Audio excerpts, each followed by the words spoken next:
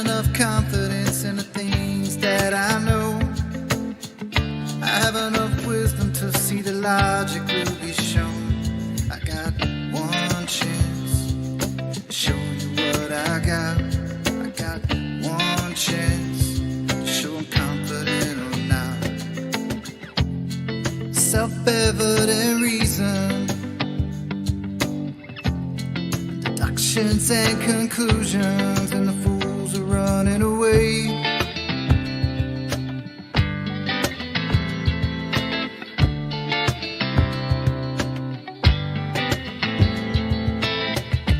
It's not what you say, it's only what you can prove. You better watch your step, you better mind your P's and Q's. You got one chance, show me what you got.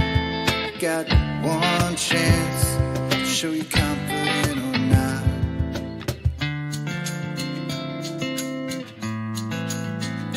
Don't get caught in a matrix of all of these fakers. Society's spinning, and I'm just here living on the ground.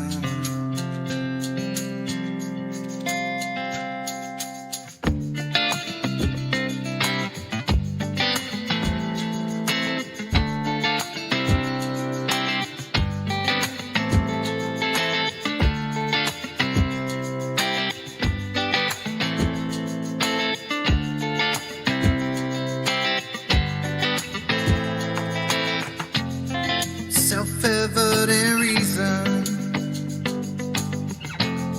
deductions and conclusions,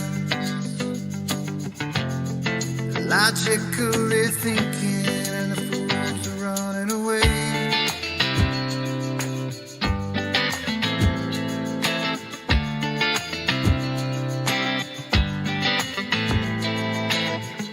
You're flipping over backwards to show me where you think you are. Your model dictates that you never see too far.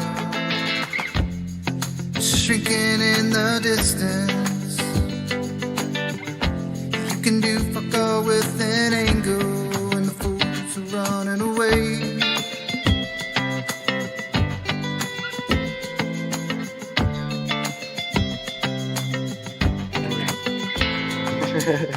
Yeah, you good? Thought we was talking to mom. And we are live. Welcome everybody. It is Wednesday, so that means it's hump day. We're going to have a go at some Trivium today as well. Well, I say Trivium. We'll do the advanced simplicity version. Go back to first principles. Where does even the Trivium come from? I don't know whether you were with us last night or not.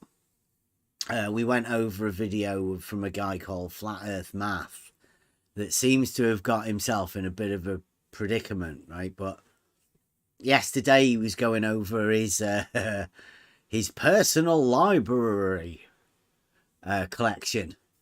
And he made a big deal of the Trivium, but as always, we like to go back to the basics, and the book that comes before the Trivium is a book by a guy you might have heard of him. It's called Aristotle. He was quite an intelligent bloke.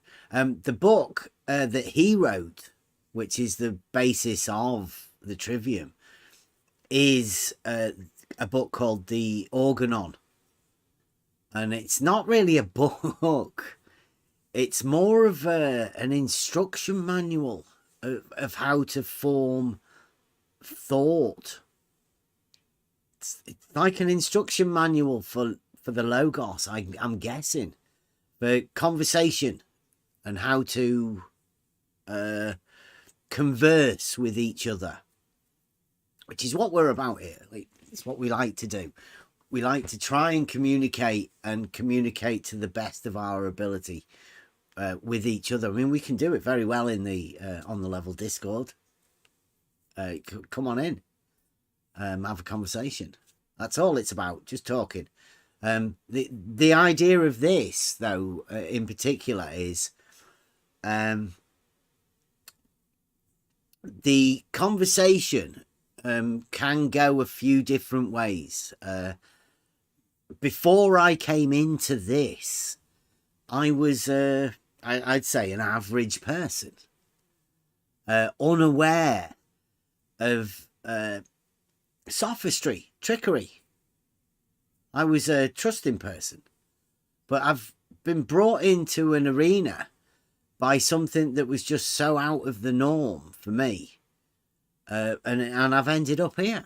Now, people have continued this out of the norm behaviour whilst I've been here, and I've accumulated some very good friendships through the communications that I've had.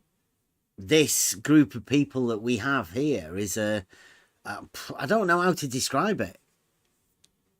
It's strange. I mean, at first, everybody called us the misfits. You know, that nobody wanted us. But it turns out that I think we're a little bit different. Our reasons for being here might be a little bit different than what you'd expect.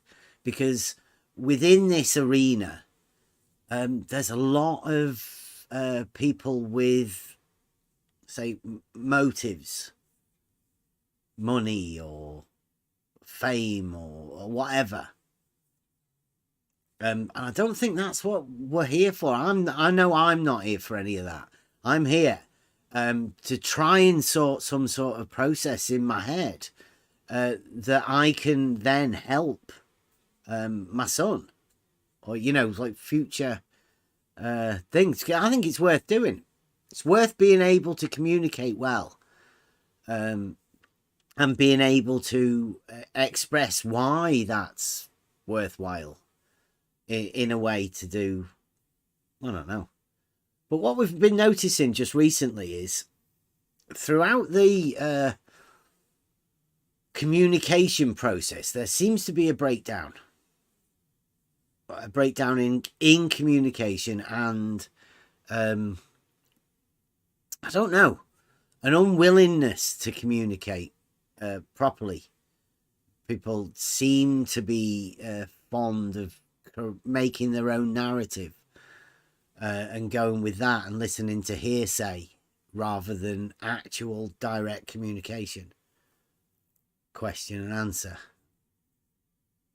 dialectic type communication. That seems to have gone by the wayside, I think. And that's what we're here to do, is we're here to make arguments, but not arguments as in the traditional, what you'd think I say traditional, the new debate argument. We're talking about the proper old stuff, and with this book, the formulation of thought process, I'd say.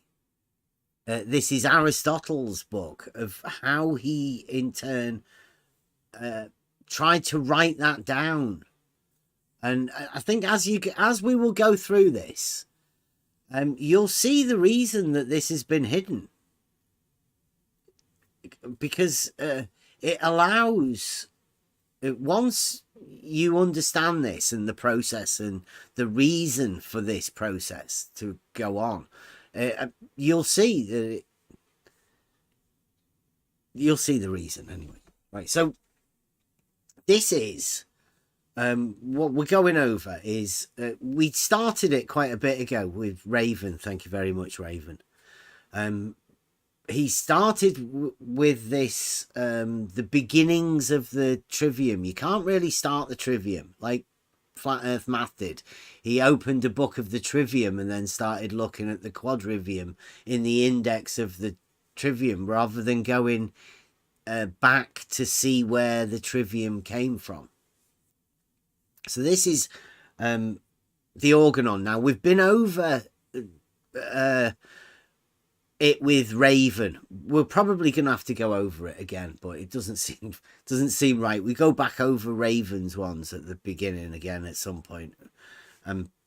Please go and have a look at them if you're unsure.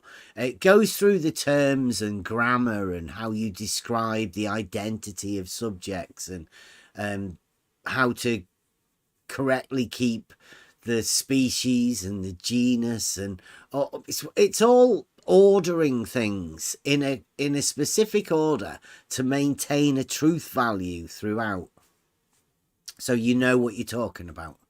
Now, throughout this book, he goes through a few different chapters, and the one we're going to get to today is one that I think we touched on it a bit ago, and we did say that we will have fun when we come to this particular part, because I think in the heart of what we're all doing here, or the very reason for us still being here, is for this very reason. You can sniff out bullshit.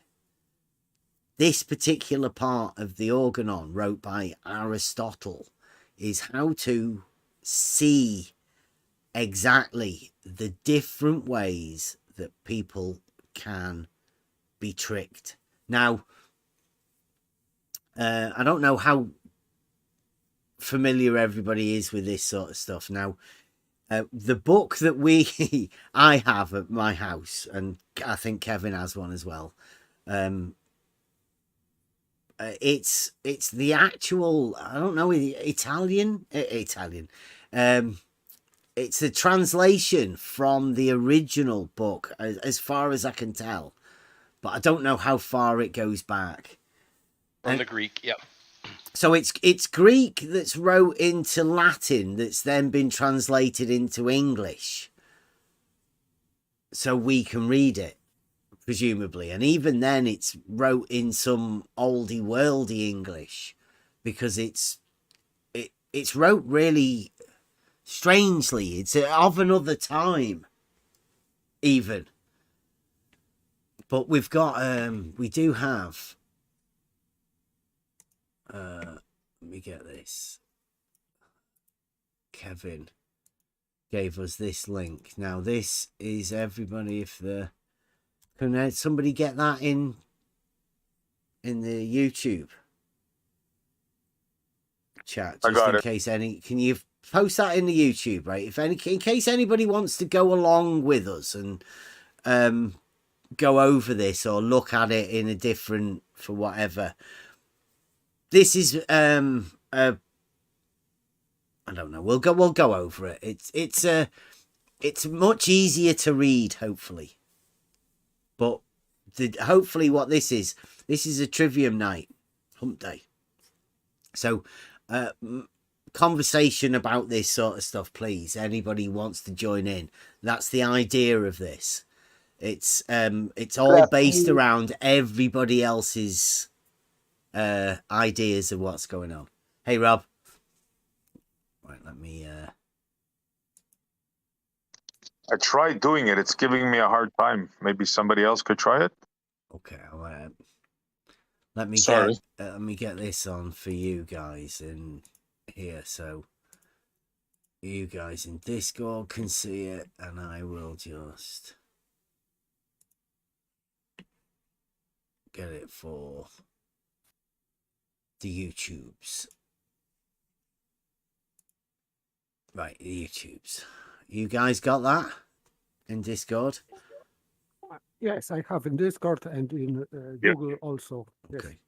Now this is on Sophistical Refutations, but the actual in my book, Kevin as well, it says Sophistical Elencus.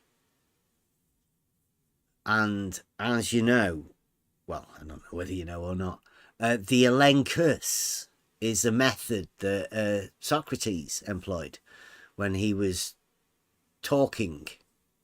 communicating. So the Elencus and the Elenchi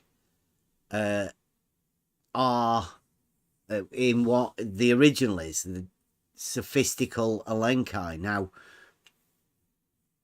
we had a bit of a discussion about this. Have you got any opinions on that paper?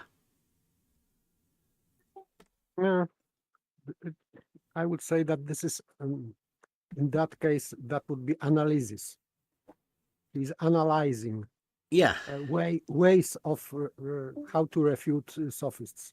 Yeah, it's within the Elenchi, the method, there has to be a way to also not only refute the sophists, but there's a way to hide what seems as a logical thing within the process of the Elenchi.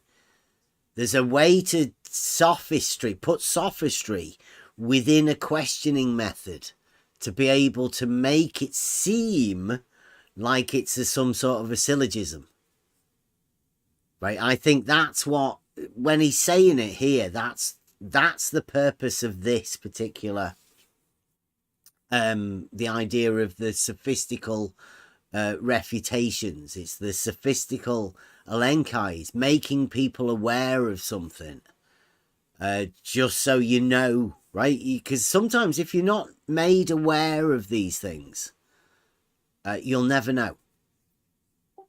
Yes, that's correct, because goal of sophists is to make errors and to hide them, to present not valid arguments as valid. So the process would be to reveal these errors and arguments, because sophists can hide them, these errors, very well sometimes, if they are very skillful. So that's, yes. Yeah, I've got some notes here before we start on this, because these are like right at the very beginning.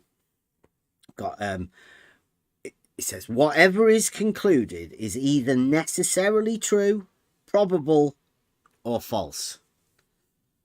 Hence, every syllogism is either analytical or demonstrative, dialectical or topical, contentious or sophistical. Of the demonstrative syllogism, Aristotle has treated in the posterior analytics, and of the dialectical in the topics. It remains, therefore, that he should discuss the sophistical syllogism, which is requisite we should learn, not that we may use, but that we may avoid it, and that we may free ourselves from the snares and arts of the sophists. Just as the medical art considers poisons, not that the physician may employ them, but he may prepare remedies against their pernicious effects. But Aristotle, in this treatise, employs the same methods as he employed in the topics. For in the first place, he instructs the sophist, unfolding the invention and disposition of deceptions, and then the sophistical method of interrogating. And in the next place, he instructs the answerer, teaching him how these sophisms may be solved. So that's the idea of what he's doing in this particular book, the Organon. Said another way, if I could, is what Bev just read, is this is how you sniff out the bullshit that the bullshitters are putting out. Now, the only way to sniff out bullshit is if you understand what the bullshitters do. If you understand what they do and how they do it, and you can also understand how to refute the bullshitters. So, and syllogism, I know a lot of people kind of blank out when we get to some of this stuff because the words are foreign. Syllogism is a formal argument. It's not an argument like as in I'm yelling at you, you're yelling at me. It's a formal argument where you have two premises and a conclusion. So it is what often happens, and we've seen this here as a matter of fact with certain people, is that one will put together what looks like a syllogism, might even sound like a syllogism, but it isn't a syllogism. It isn't a real argument.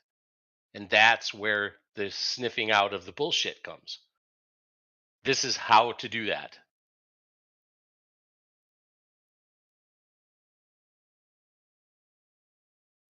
Yeah, he says, what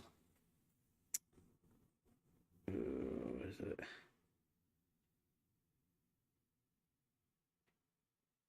As to the general meaning of the word implies confutation, actual advisory or reproof. But it's not.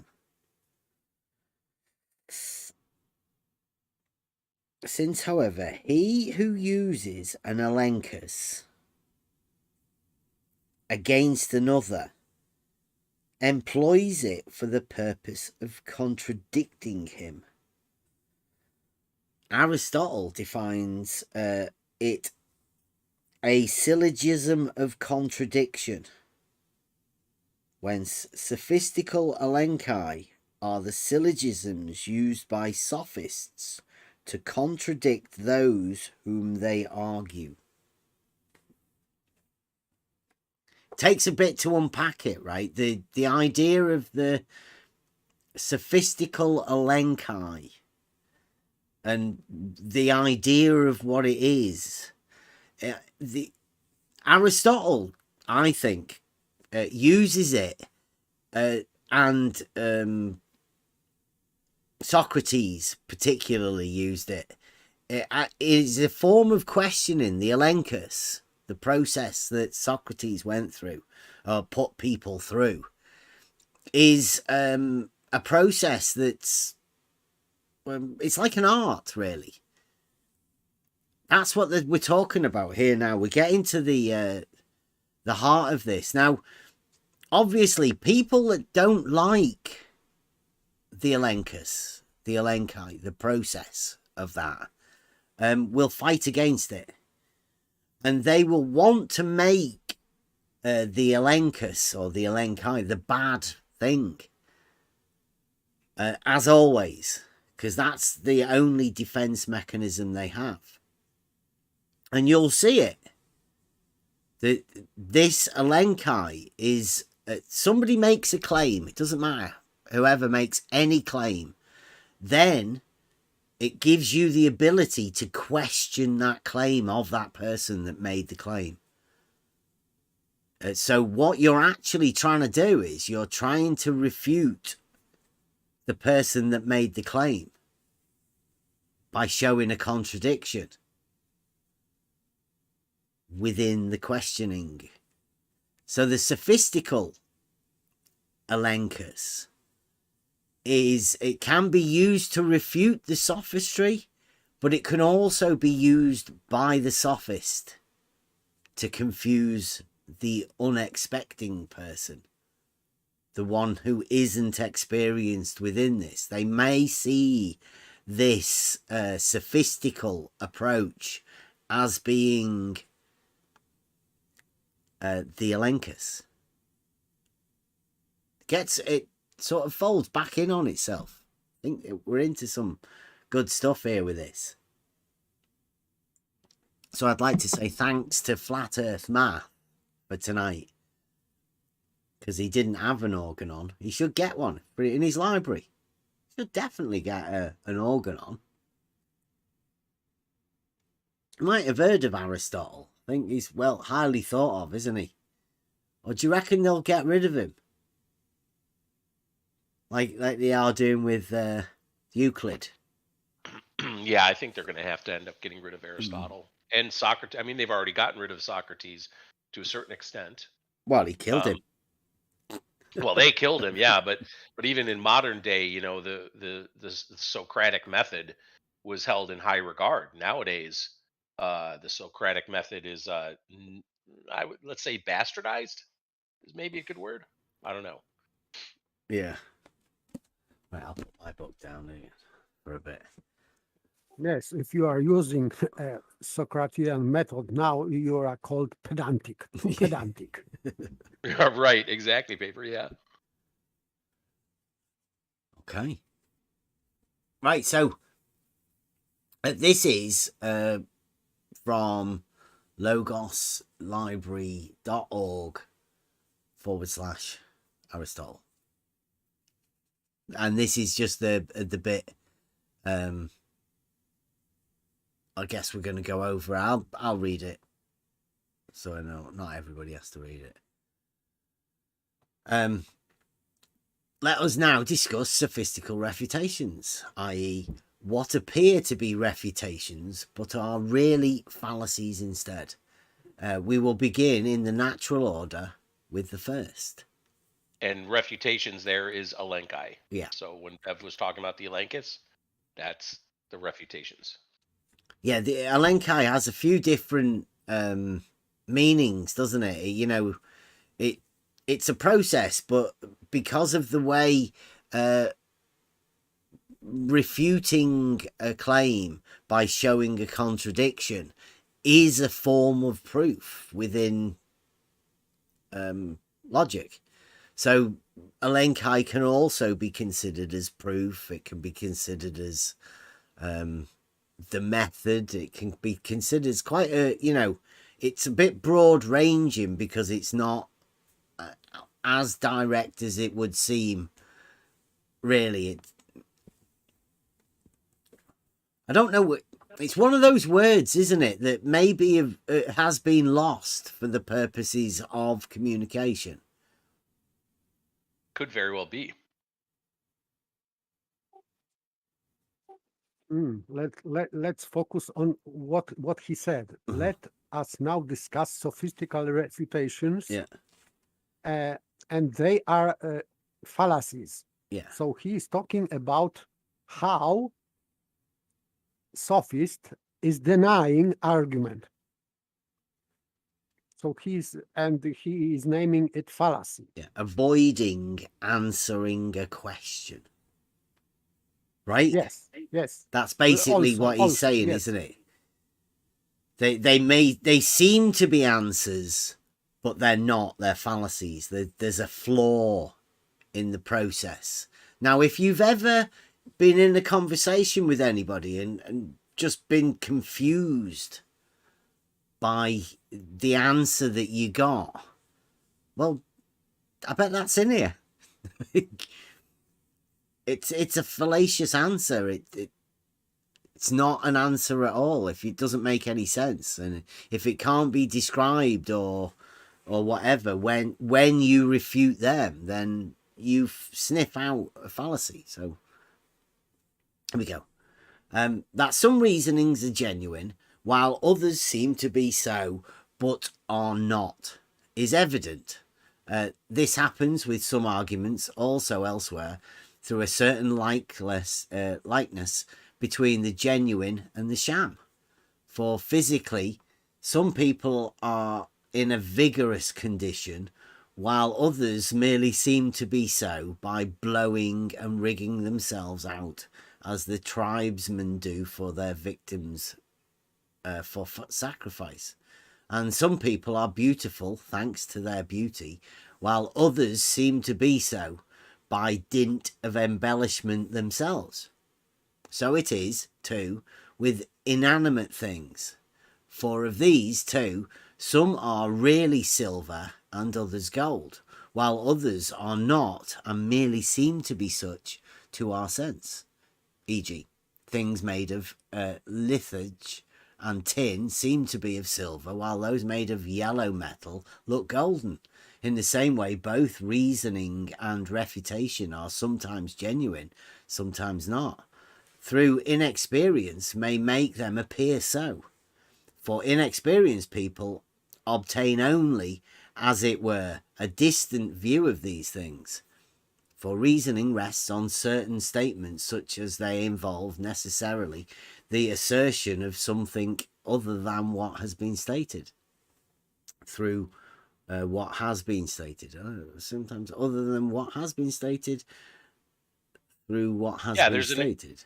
There's an example of that, I think, where reasoning rests on certain, on certain statements such that they involve necessarily the assertion of something other than what has been stated.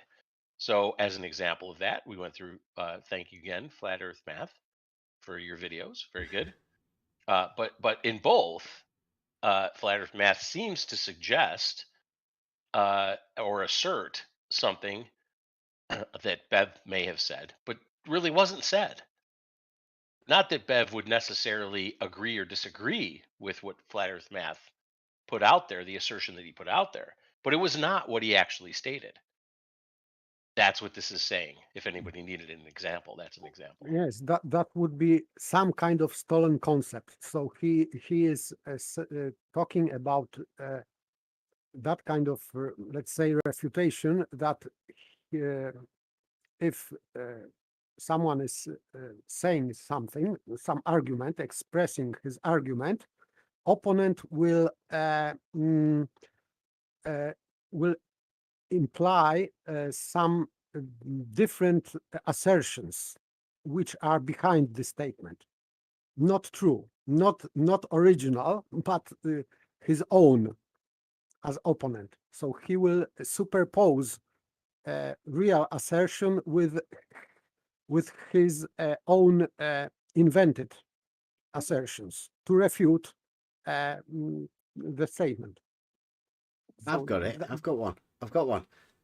You can do fuck all with an angle, right? Yeah.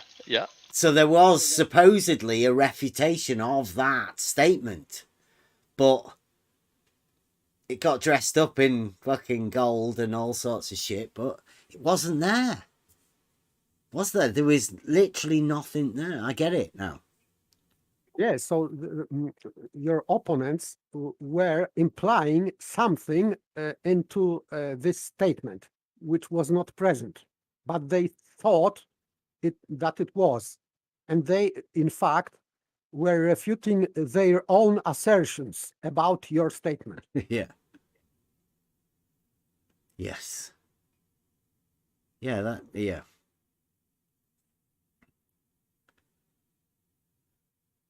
Where were we?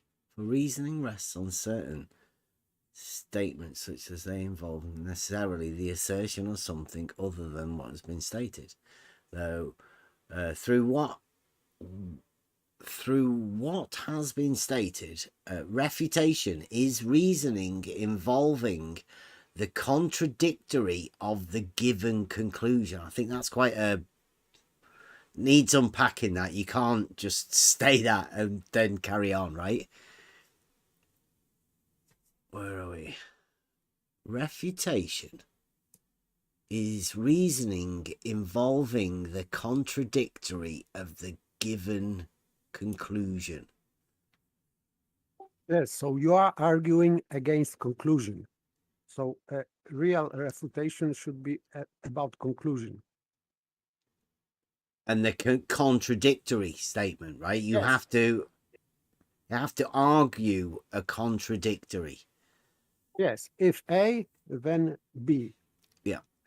So you are, let's say, fighting against B.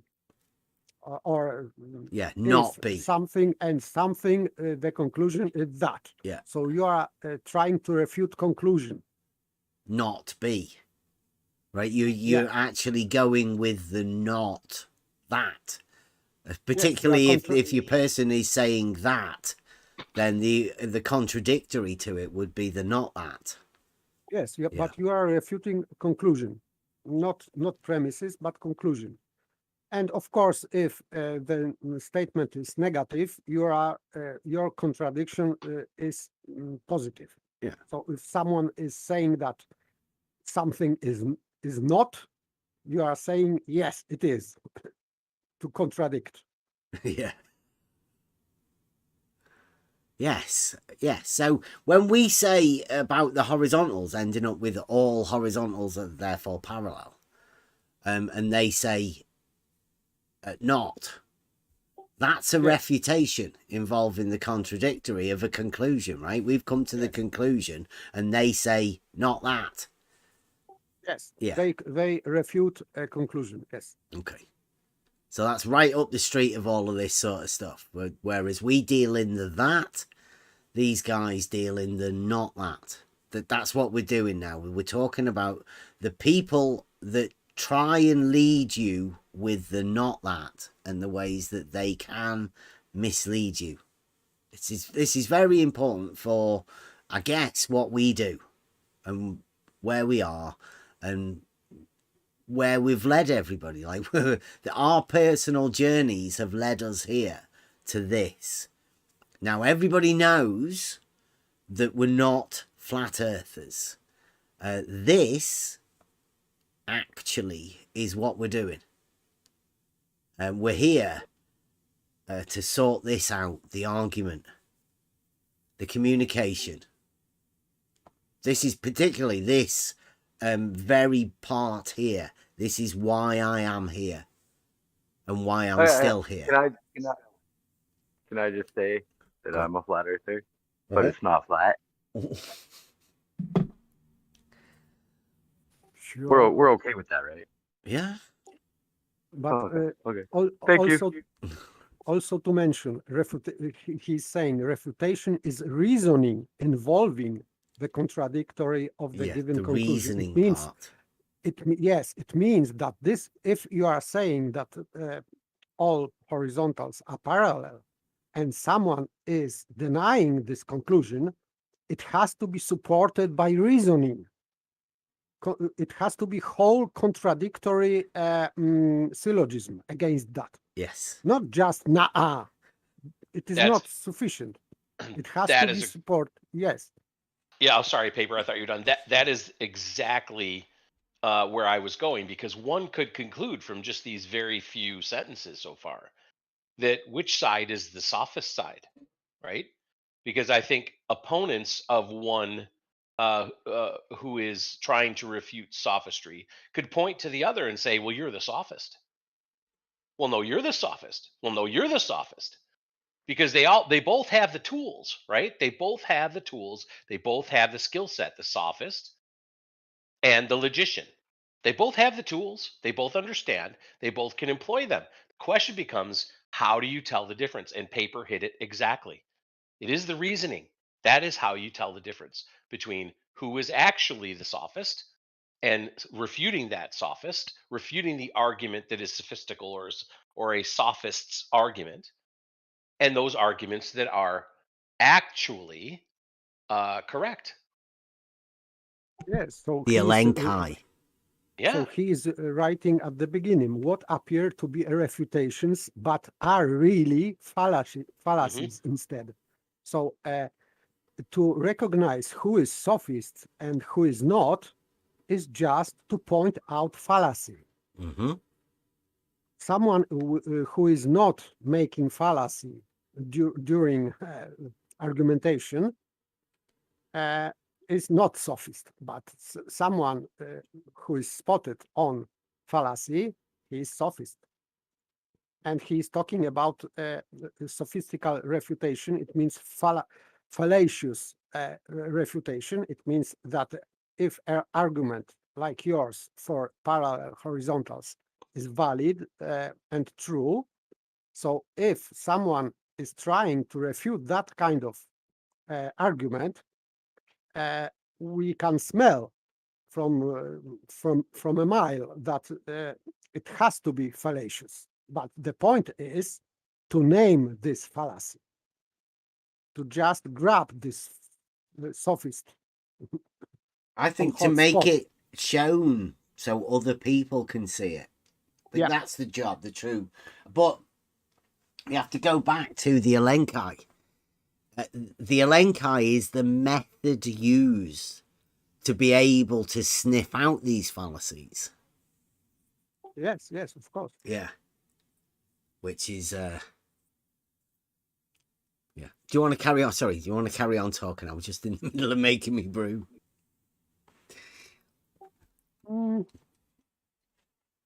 I don't know. I think I am done about this sentence, because sometimes it is the way of reading logical books or treatises sometimes you have 3 words, and at least me, I can sit for a few hours to analyze what is behind these few words. Yes. And implications of that. What he meant, did he write just in the beginning to connect this, because his writings are, this is strict logic. This is no too many words and too less words. They are precisely chosen words by him, and also translator, of course. But I learned how to read logic works. People have to be very careful, because every word counts in that kind of books. Yeah, absolutely.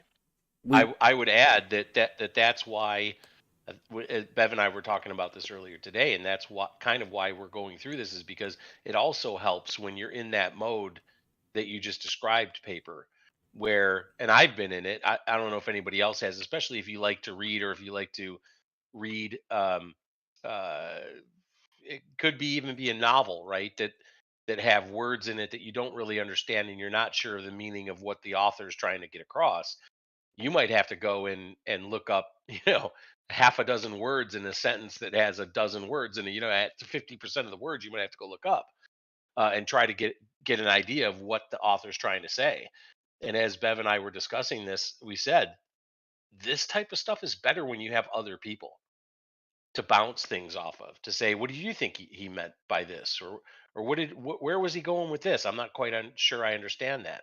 So that's why having these times on every so often on a Wednesday is good, because getting to hear from other people, and that means anyone, whether you're in the YouTube chat or here in the Discord.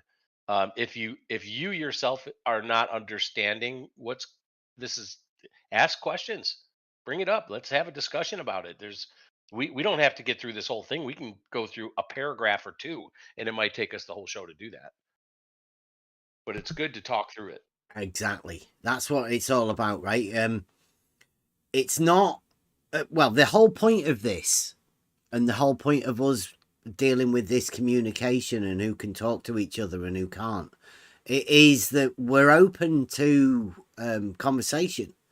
We're showing you, everybody out there, that this is what we're after, and we're willing to answer these questions or to have a discussion about any of this sort of stuff. That's what we do. And part of the sophistical refutations will be the avoidance of answering questions. That's the whole point of what these guys are doing. This is how they get around not answering questions. Yep. Some of the folks in the YouTube chat are, I mean, who knows, is saying it's like building blocks. Yeah. Yeah, it is. Absolutely. Captain Caveman says that I imagine that being us discussing and trying to figure out what's being meant leads to Cobb senses, but I think he meant consensus. Yeah, it will lead to a consensus, to be sure. Does that mean that the consensus is true or not? Well, that's up to the individual to decide, right? But sometimes you need to have a consensus. Sometimes you need to bounce things off other people to find out, well, did I quite get this or not? Maybe somebody has a better idea of what this person was saying, and it might change your view. It may not change your view. You may come along with the consensus, or you may opt out of the consensus and say, no, I still don't think he's talking about that. I think he's talking about something else. But the conversation is what's important, right? The communication is what's important. The discussing back and forth is what's important. That leads to reasoning, rather than how many, not only in this arena, but in most arenas in life, experience communication. And that is by dictation. How most Western societies learn right? You learn by dictation. I am the teacher, or there's a shadow giant out there. We've talked about the shadow giants. The shadow giant says something, and then you bow down to the shadow giant, or you defer to the teacher. You say, "Yes, I understand. That's right. I'll write that down in my notebook, and I'll remember it when you ask me that on a test, and I'll be able to regurgitate it back to you." But did I actually have a thought in my head, or did we have a discussion about it? Did we even come to a consensus or lack thereof? I don't know. That's what this is for, though. It's a good thing to do, I think.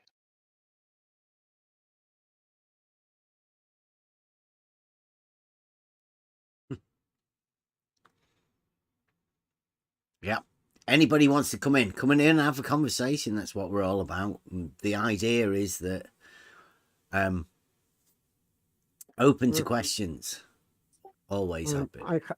I have also one note about reading that kind of texts, because sometimes I had to go back because I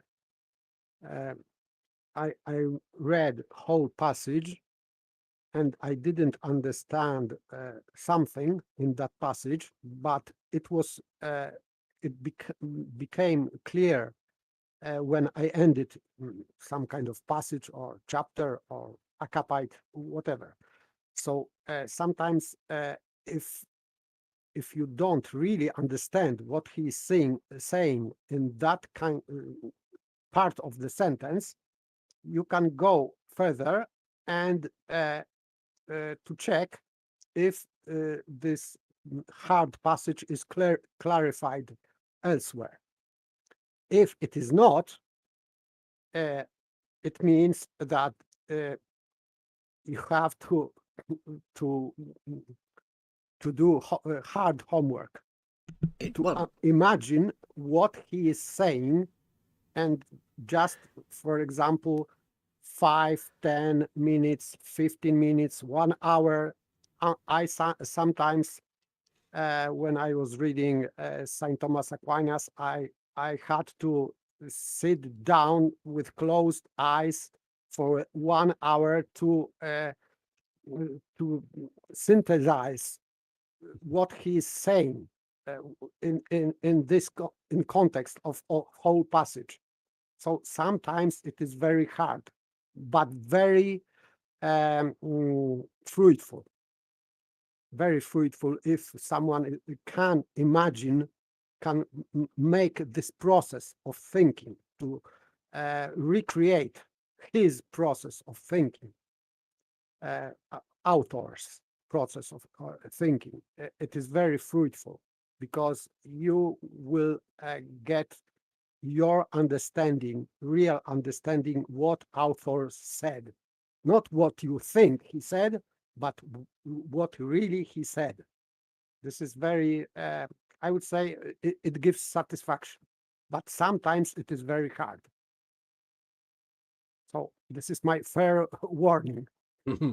Well, I would say me and Kevin have been through it today. We went through the I don't know whether you call it the original or the earliest translation. I don't know what you call it, but it reads differently to this. So it's something that's gone on within the translation already that there may be little nuances in the original. So yeah, we're not saying this is the at the end, and if you don't get it, then go back and have a look at it, get it yourself, or hopefully it'll become clearer later, because we'll go over this many times. Surely I'm pretty sure we will.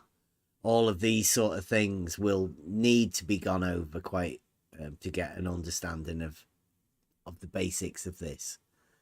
It's about keeping an eye on people and not being fooled. Because the earlier books are about how to organize structure to your conversation and put the words together to formulate the syllogisms, and now he's showing you how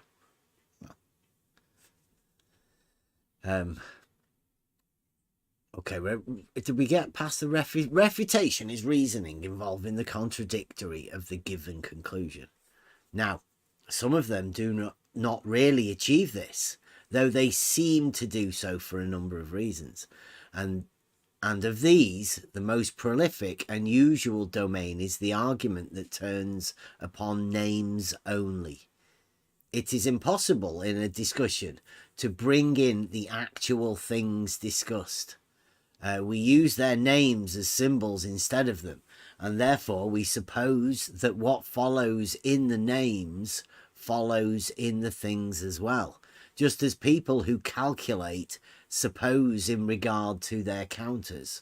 But the two cases, names and things, are not alike, for names are finite, and so is the sum total of the formula, while things are infinite in number.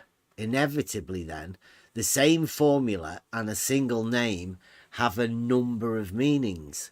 Accordingly, just as, in counting, those who are not clever in manipulating their counters are taken in by the experts, in the same way, in arguments too, those who are not well acquainted with the force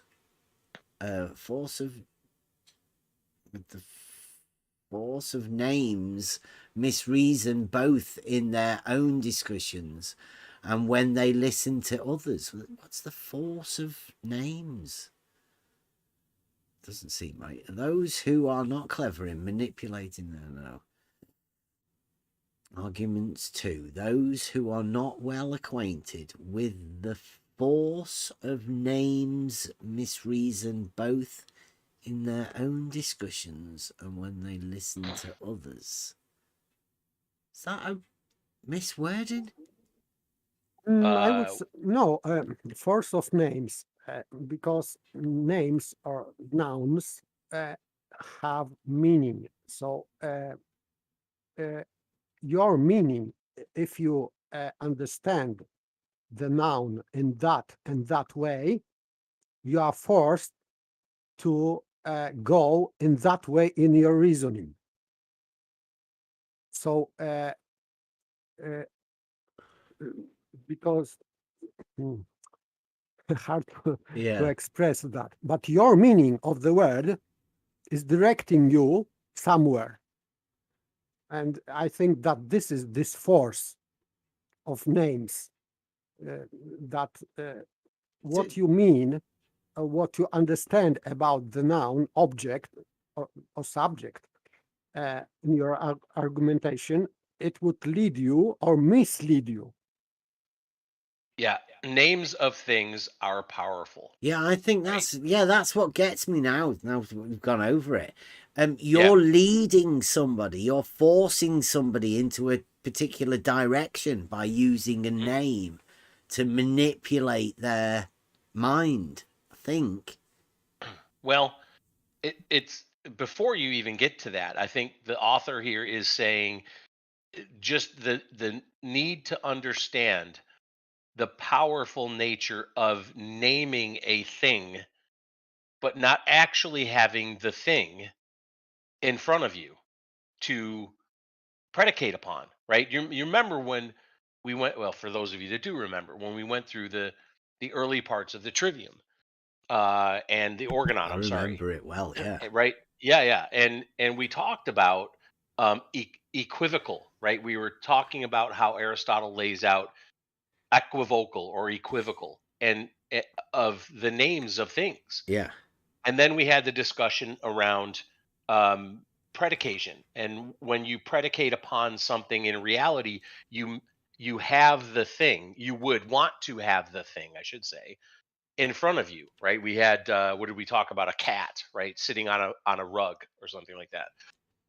And unless you had a cat actually sitting on a rug, and you and the person you're having a conversation with can look at the cat sitting on the rug to predicate upon it and come to some understanding. If you don't have any of that, then you just say there's a cat sitting on the rug, and we've applied names to something that's really not there.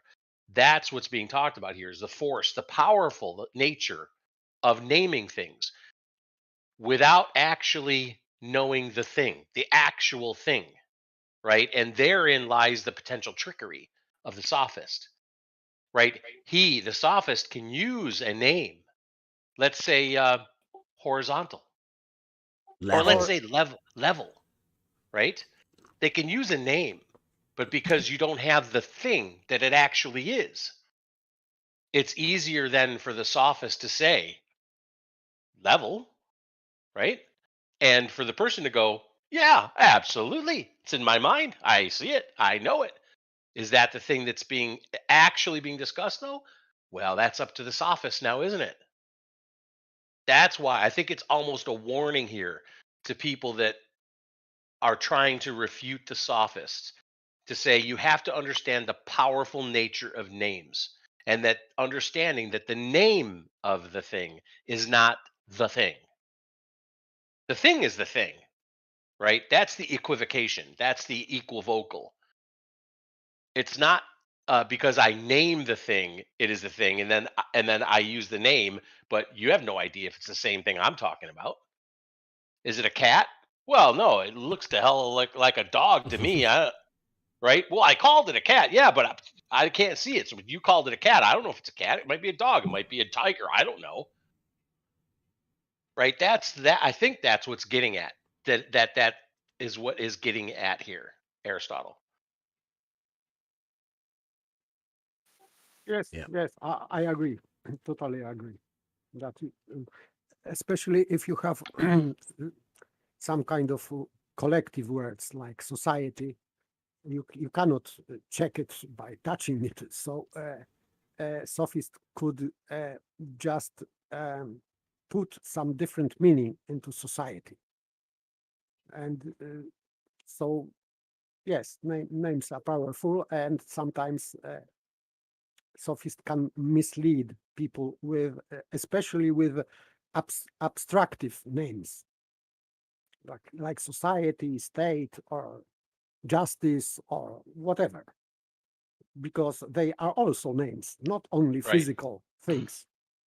It makes a point here as well, though, right? It makes the point in that, in the same way, in arguments, those who are not well acquainted with the force of names misreason both in their own discussions and when they listen to others. So people who aren't aware of it, right, do it themselves. I think he's counting like somebody who's good at counting or doing the taxes or whatever, right, as the same as somebody who isn't aware of argumentation.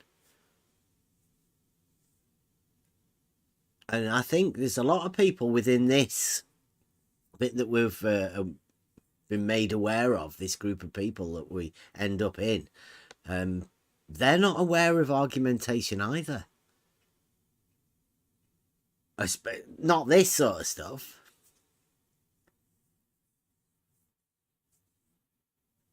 I don't know how many people are aware of this type of argumentation, and in the arena that we're in. Not very many. Oh, I would say it doesn't matter in this arena or any other arena. This art form, if you call it, of not only learning the arguments and the logic and the grammar and the rhetoric that goes with the arguments, but then being able to refute fallacious arguments, I think is nowhere in Western society anymore. Certainly not taught, not in America anyway. I can speak for American education. It's not taught in university. It's nowhere. It's part of the lost tools of learning, isn't it? Yeah. Yes, the art of thinking. Logic. But logic only plays a very, very small part in this. This is an entire process based around logic. It's like a mathematical process, but with the thought, this, and the way people can trick people within conversations and talking. this is the bit that fascinates me. I tell you, this is why I'm still here. And the people that I know, the people that are in this Discord server, on the level Discord server, that's why we're here. All of us, we love this type of conversation, this type of working out these sort of things. Everybody's going to see, you'll see within this exactly why this is why we're here. This is what we do. Sorry, did I just cut you off then, Kev? Sorry. No, you didn't. I was just thinking maybe if I can reread that piece now, maybe it might make more after this discussion, which was really good. Yeah, go on. Might actually make a little bit more sense. It is impossible in a discussion to bring in the actual things discussed. We use their names as symbols instead of them, and therefore we suppose that what follows in the names follows in the things as well. So in other words, if we say that call something by its name, let's say level, that it actually means level, the actual thing level, but it may or may not, right? It depends on the sophist, or it depends on the person making the argument. Just as people who calculate suppose in regard to their counters, or the counting of things, but the two cases, names and things, are not alike. For names are finite, and so is the sum total of formulae, while things are infinite in number. Inevitably, then, the same formula and a single name have a number of meanings. We've seen that many times, especially in the English language. We've talked about this, right? That one name of something has many different meanings. Let's Like see pie. what comes to mind. Pie, maybe. How about flat? Yeah, that's a good one. Yeah, lots of potential names there of the thing, of whatever the thing is, the thing that is flat, right?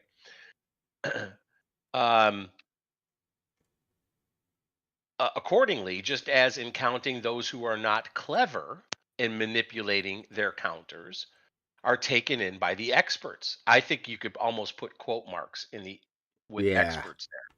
That's the sense that I get, right? This is me just opining. Are the experts the sophists, though? Because, I mean, could be. There could be experts in sophistry, right?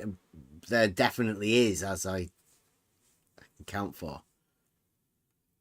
Yeah, it could be, or it could be honest experts, but it is like deferring to the shadow giants, right? Or you defer to your teachers, whoever the experts are, whoever, like in the nastiness, let's say, of the last 3 years. Everybody knows what I'm talking about because we're on YouTube, right?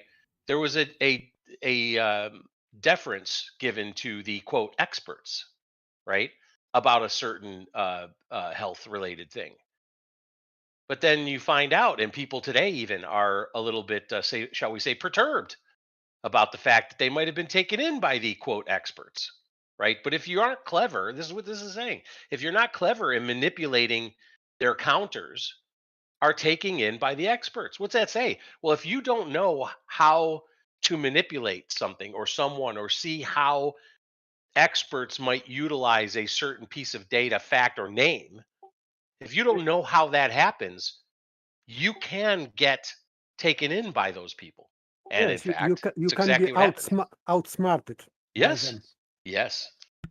And if you've been taught to be stupid or consider yourself stupid, then you will fall prey to this a lot. Yeah, armless. Yep. It says, in the same way, in arguments too, those who are not well acquainted with the force of names. Now, does that make more sense now, since we had the discussion? The power of names, the force of names, the power. Almost, you can almost think of it as, the hammering of the name. It's just powerful, right? If you're not familiar with that, if you're not aware of that, well acquainted with it, misreason both in their own discussions and when they listen to others, right? So you put so much, if you're not careful, you could put so much on the name that somebody has applied to something without reasoning through it, without, let's say, coming to terms. We've used that phrase before, right? Coming to terms. Let's go back to the idea of level. If you're going to name level, well, what does that mean? How do you know it's level? What do you see? How do you measure? What happens? What is level? Versus just saying level and maybe associating it with a pictorial or something to that effect. Right? There's reasoning behind one and there's sophistry behind the other. That's what I think Aristotle is getting at with regard to the power of names. And you have to be careful about names and the names of things, because they can be taken for the thing, or they might not be the thing at all. So level is good example because Globers claim to be experts in the subject matter.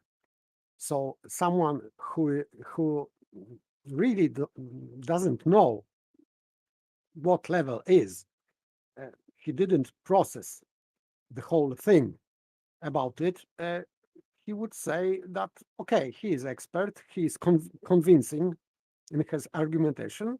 Yes, okay, I can buy it that level is curved, for example, because I am not smart enough to refute his his sophistical statement. Yeah. I'm not an expert, so he says he is.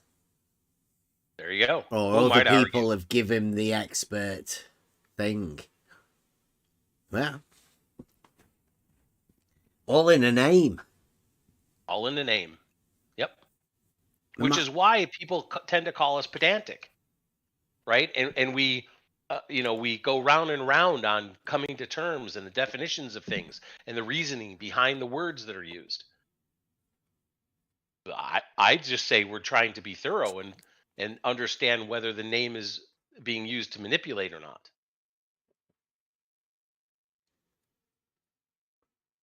Yeah, this isn't a trick either. We're just going over Aristotle. We haven't wrote this in order to refute some sort of sophistry thing. I don't know.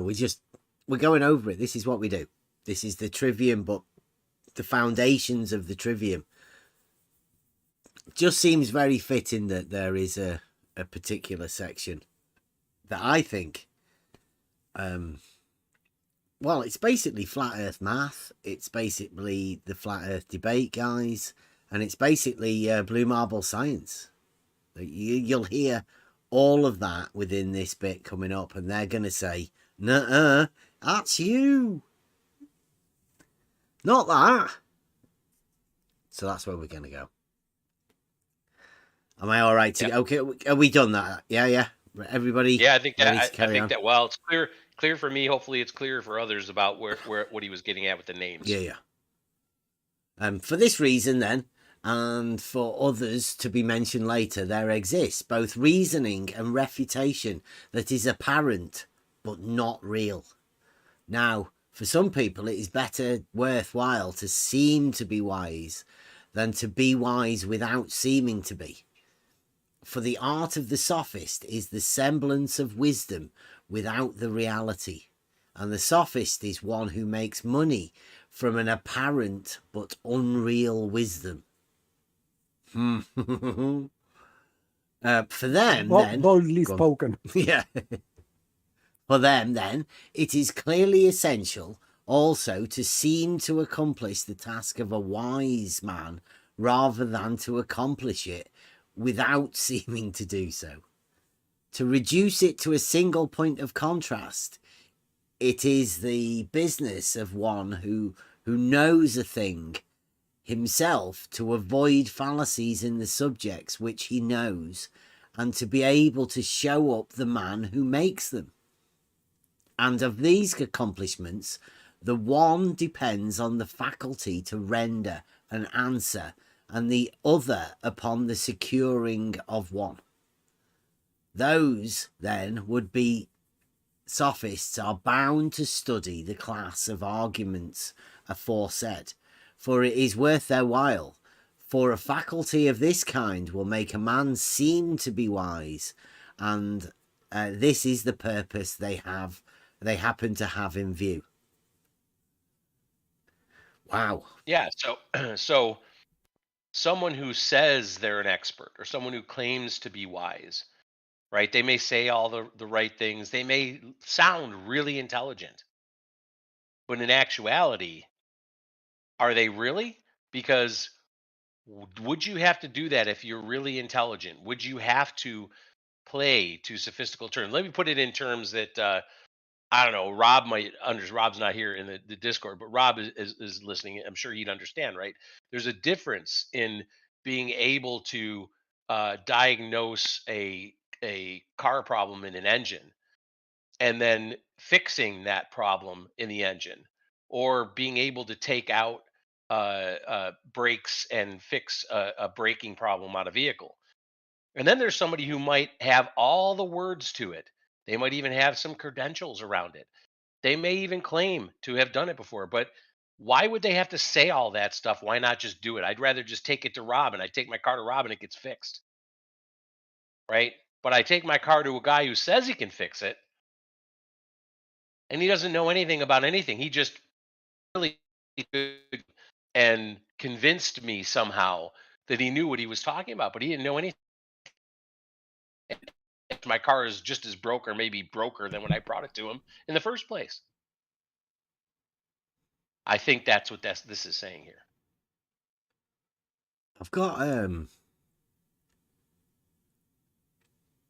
right in the middle of that, it says to reduce it to a single point of contrast. It is the business of one who knows a thing, himself to avoid fallacies in the subjects which he knows, and to be able to show up the man who makes them.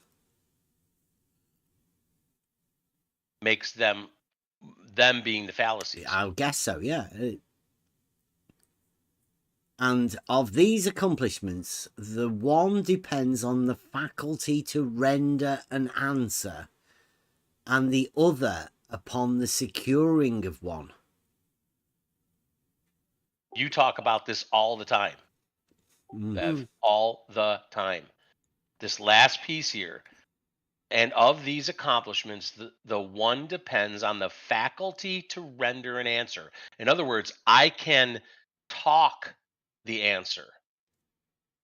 I can talk evidence or proof, quote unquote proof. And the other upon actually securing one, actually having one. There's a difference there, right? It is, have you ever been outside? Have you ever done any of these things? Well, no. Right, but I talk about them. I have the shadow giants. I can point to those people. I could point to my teachers. I could point to textbooks. I could point to all these different things. You should believe me. But the other one who actually knows a thing can secure that. They have it. They have it. They know it themselves. You talk about this all the time, I think. The first part, to reduce it to a single point of contrast, it is the business of one who knows a thing. He's talking about creating true dichotomy, yes or no. Because in logic, Aristotle's logic, you gain knowledge, certain knowledge, only by dichotomy. Yet you have to reduce problem to yes or no question in a correct way, of course, not false, not creating false dichotomy. But he's talking about man who knows what he's doing. So this is the business of that kind of man, real wise man, to reduce problems to dichotomies. So that I would say that this first part of the sentence is about that.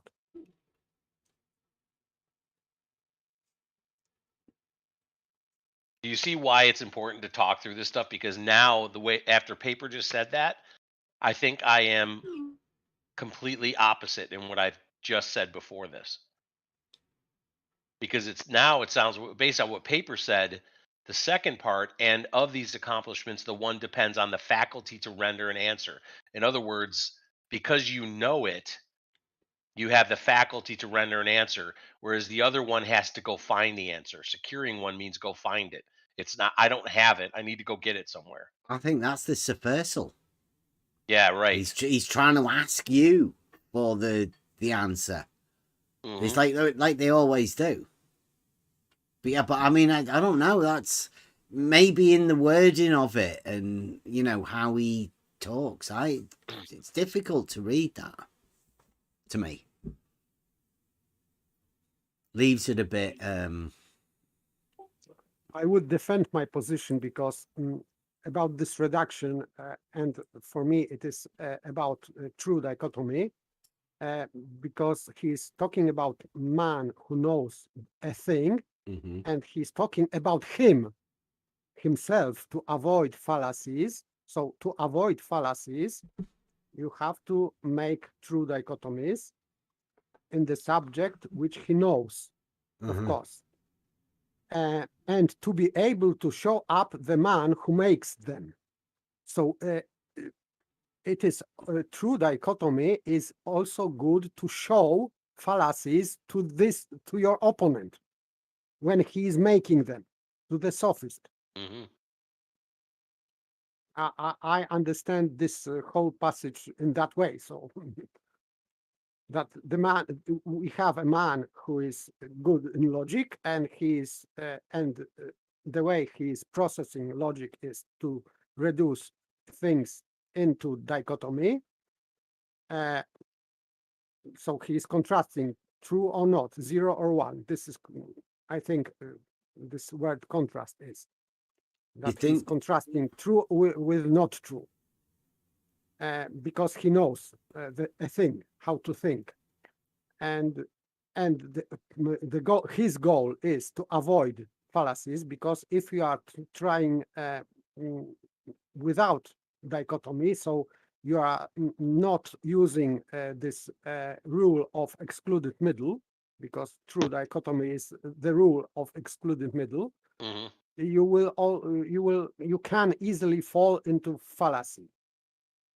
And when you are, I am talking about that man, when he is using that method, he also can spot a fallacy of the sophist who is not using dichotomy. I think this is my thought about this first part of this sentence. I like the idea of the securing of one is him securing his is to show up the man who makes them, right? So the true expert can both answer questions and show up the man that tries to build fallacies. Depends on the faculty to render an answer and the other upon securing of one. I think the other faculty is him being able to show up the other man, the one that makes them.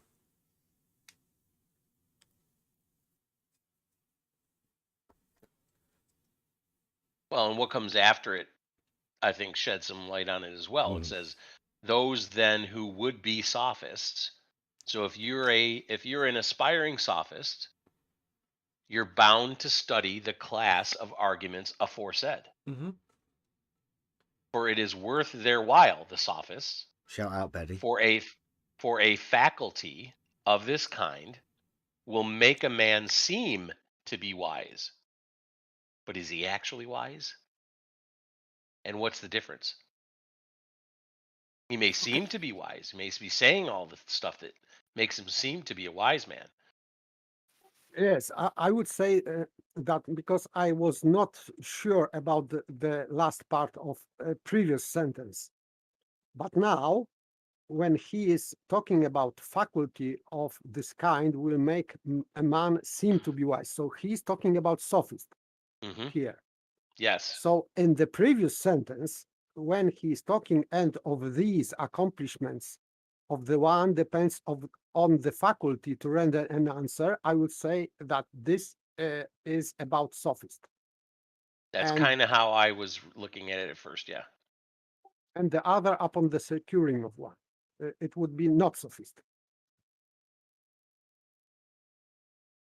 It's interesting though. Having the conversation is interesting, but I think to simplify it as we want to do here, right, is to say that the sophist probably has all the skills as we talked about before. A lot of the words, right? They seem to have the rhetoric.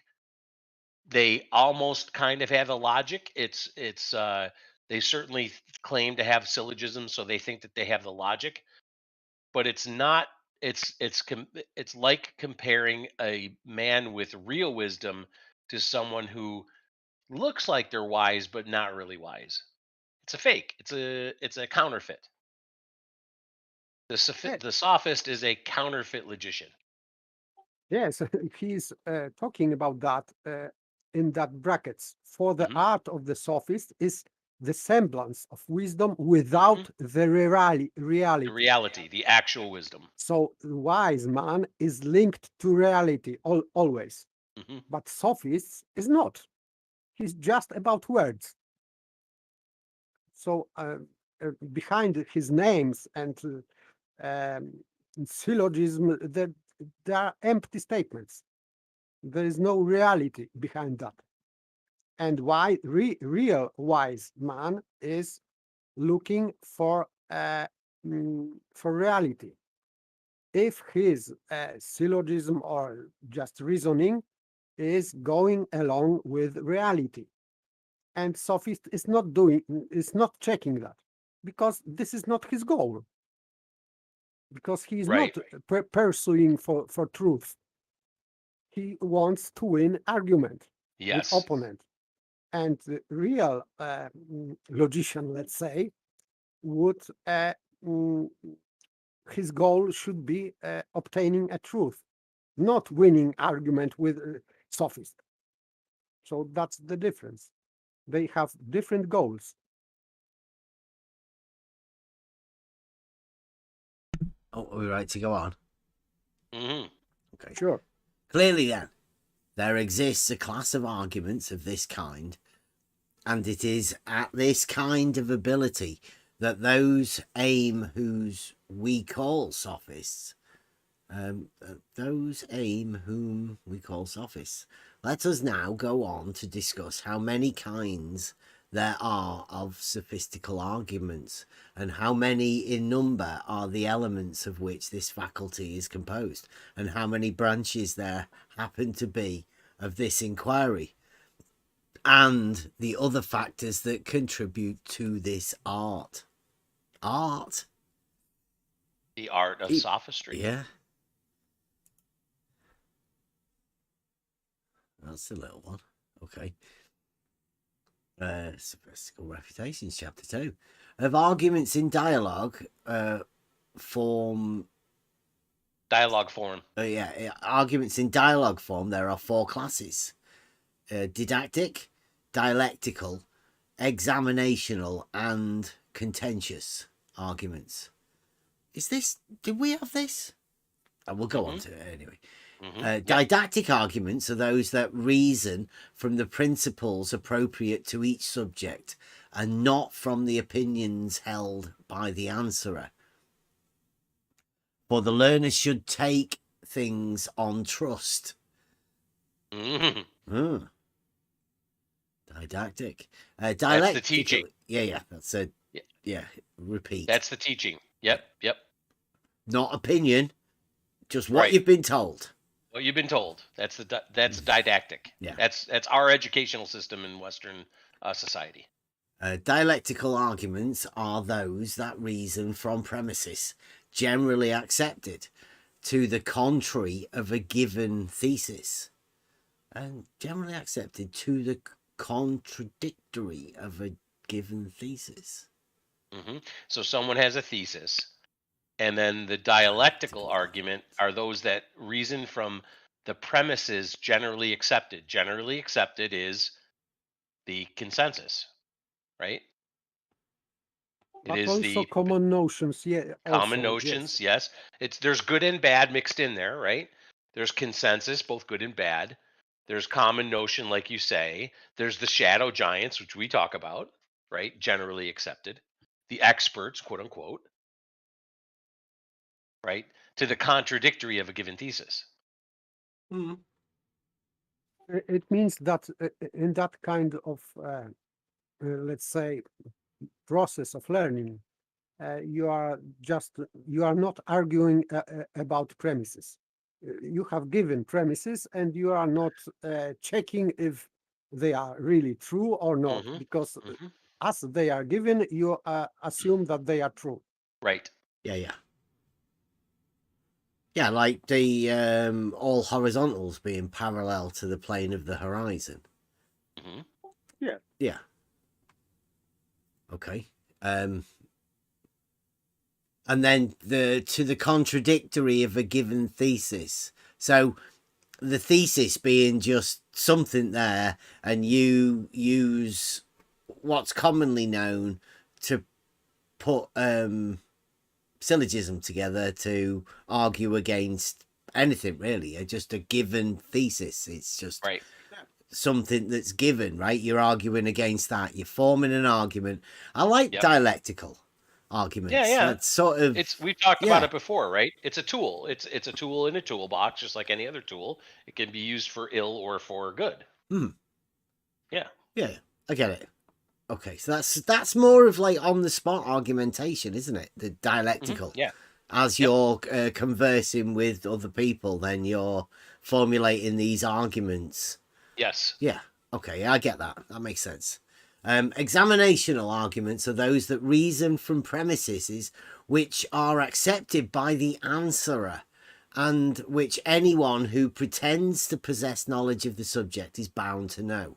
In what manner has been defined in another treatises. Contentious arguments. Oh, is that examinational? Yeah, that's the end of examinational. Right, yeah, examinational. Well, that makes sense as well, because you're checking with the person you're talking to that they agree to the premises that you're going to build the conversation around, right? Examinational. Yes. So that's with communication. I'd have called that a dialectical, but I don't know. It probably is, but sorry, Paper, go ahead. You go ahead. It is just coming to common terms. Let's say, in short. Yeah. It is the answerer is going to accept that from you and say, yeah, okay, that we're good there. So I think you're right, Bev. In a way, it's dialectical, but Aristotle obviously separates the two, probably for good reason. Yeah, it makes sense. Contentious arguments are those that reason or appear to reason to a conclusion from premises that appear to be generally accepted but are not so. The subject then of demonstrative arguments has been discussed in analytics, while that of dialectic arguments and examinational arguments has been discussed elsewhere. Let us now proceed to speak of arguments used in competitions and contests. I like this. That sounds more like it, doesn't it?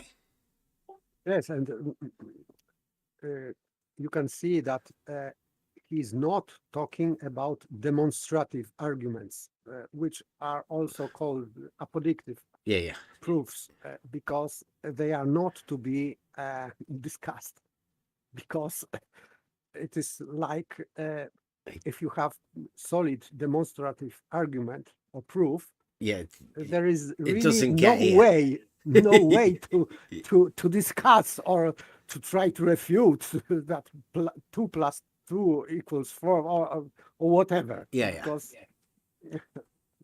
just would be too silly. Just you're talking to the guy that's had a debate with 2 people, but both Blue Marble scientists. One on horizontals being parallel. Yeah, or straight line. Yeah, and a straight line being straight. So they are trying to use sophistry against demonstrative arguments. Exactly. So this is beyond stupidity for Aristotle. Yeah. Not worth arguing. There's another whole section of this book within the Organon. I think is it a posterior, a posteriori or a priori and a posteriori. Yeah. Analytics, so. Analytics is called, isn't it? A section, I think, a posteriori analytics chapter in the book, or based all around what Paper just said there, like demonstrative argumentation is sort of definitive. It's not worth arguing. You can't really argue it. This is why there's a whole section now about the parts of how people get around trying to formulate an argument that looks like an argument.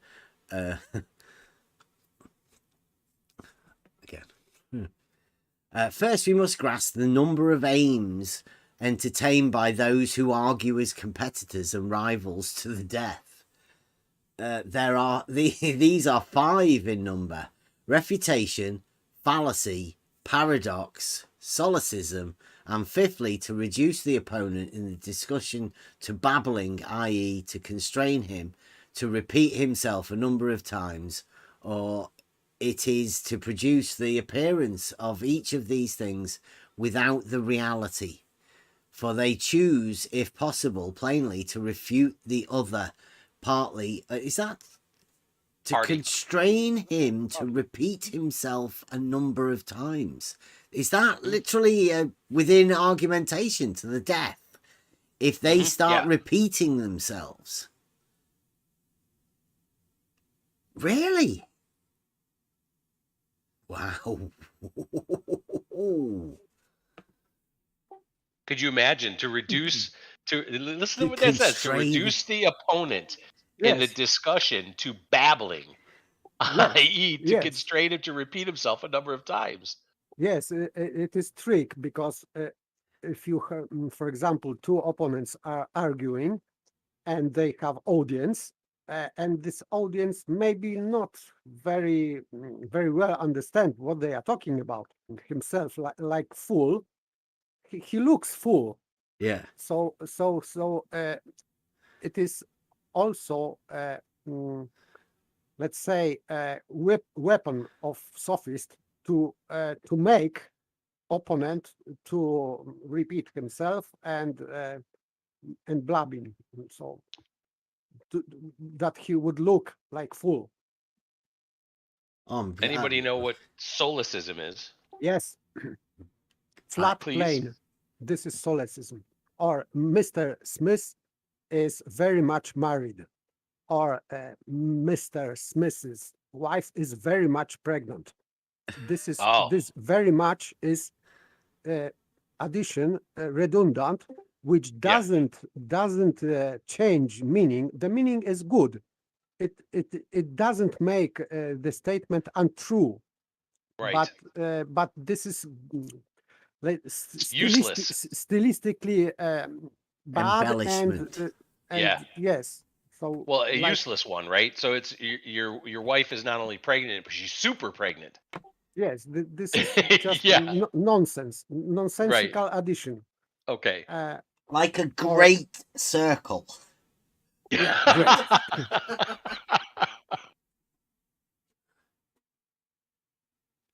Yes, so this is not fallacy, but fallacy in discussion, let's say, because if someone is using a solecism, it means that he's not very well thinking logically. Wow, so don't forget to point this out. We need to be enable for us to show how good we are at what we do. It means that we have to be able to point out all of these things. Now, solecism and reducing the opponent to babbling is a thing that I didn't realize we could do. Yeah, well, remember, this is speaking of the sophists now, right? Yes, so yes. The number sophist's weapon. So yeah, the number of aims entered. So aims, goals, right? The number of goals entertained by sophists as competitors and rivals to the death.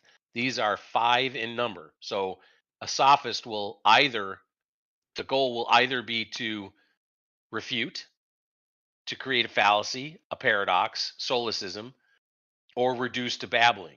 But look at the next piece. It says, or it is to produce the appearance of each of these things without the reality. Back to that idea, right?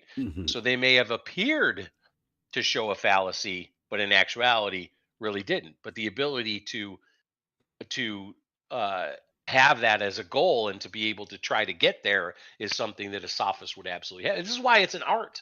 This is why that many people call sophistry an art. yes, because this is like wizardry. Mm-hmm. You can say that wizardry is an art. Yeah. Most definitely. But still, I have good example of this solecism. This is perfect for me. It is perfect. This flat plane. Flat plane. Yeah, Yeah. Flat plane is typical solecism, and I think I said that before a couple of times. And I use that word solecism because I think that they are using it for purposely. Because for me, flat plane, okay, flatness is built-in plane because plane cannot be not flat. So saying that plane is flat is just solecism, completely redundant thing. But I think that some people using that word here, they are using solecism for some purpose. I don't know still what their end is for that, Well, but definitely it is solecism. if you take that as solecism, right, and these guys, the sophists, want to aim to get the opponent into solecism, right? Then what of the person that uses solecism? Has the sophist worked his trick in order to get somebody to take on that solecism? Because like you say, people that do actually use the flat plane thing, and I've always said it's fucking ridiculous that, you know. Yes. So, Like yeah, where would you put somebody that takes that on? How have they took it on? On flat Earth panel, they are always using, or almost always using this expression, flat plane, which is solecism. And that's question for me, why they are doing that, or they are just making mistake, let's say stylistic mistake, like solecism, not knowing that, or they are doing it for purpose. Yeah. Or maybe someone told them to say that expression. I don't know. This is my speculation, but still they are making solecism here. That's interesting, because I mean, if you're saying this is like part of argumentation as competitive, right? I mean, these guys have debate shows, or supposedly.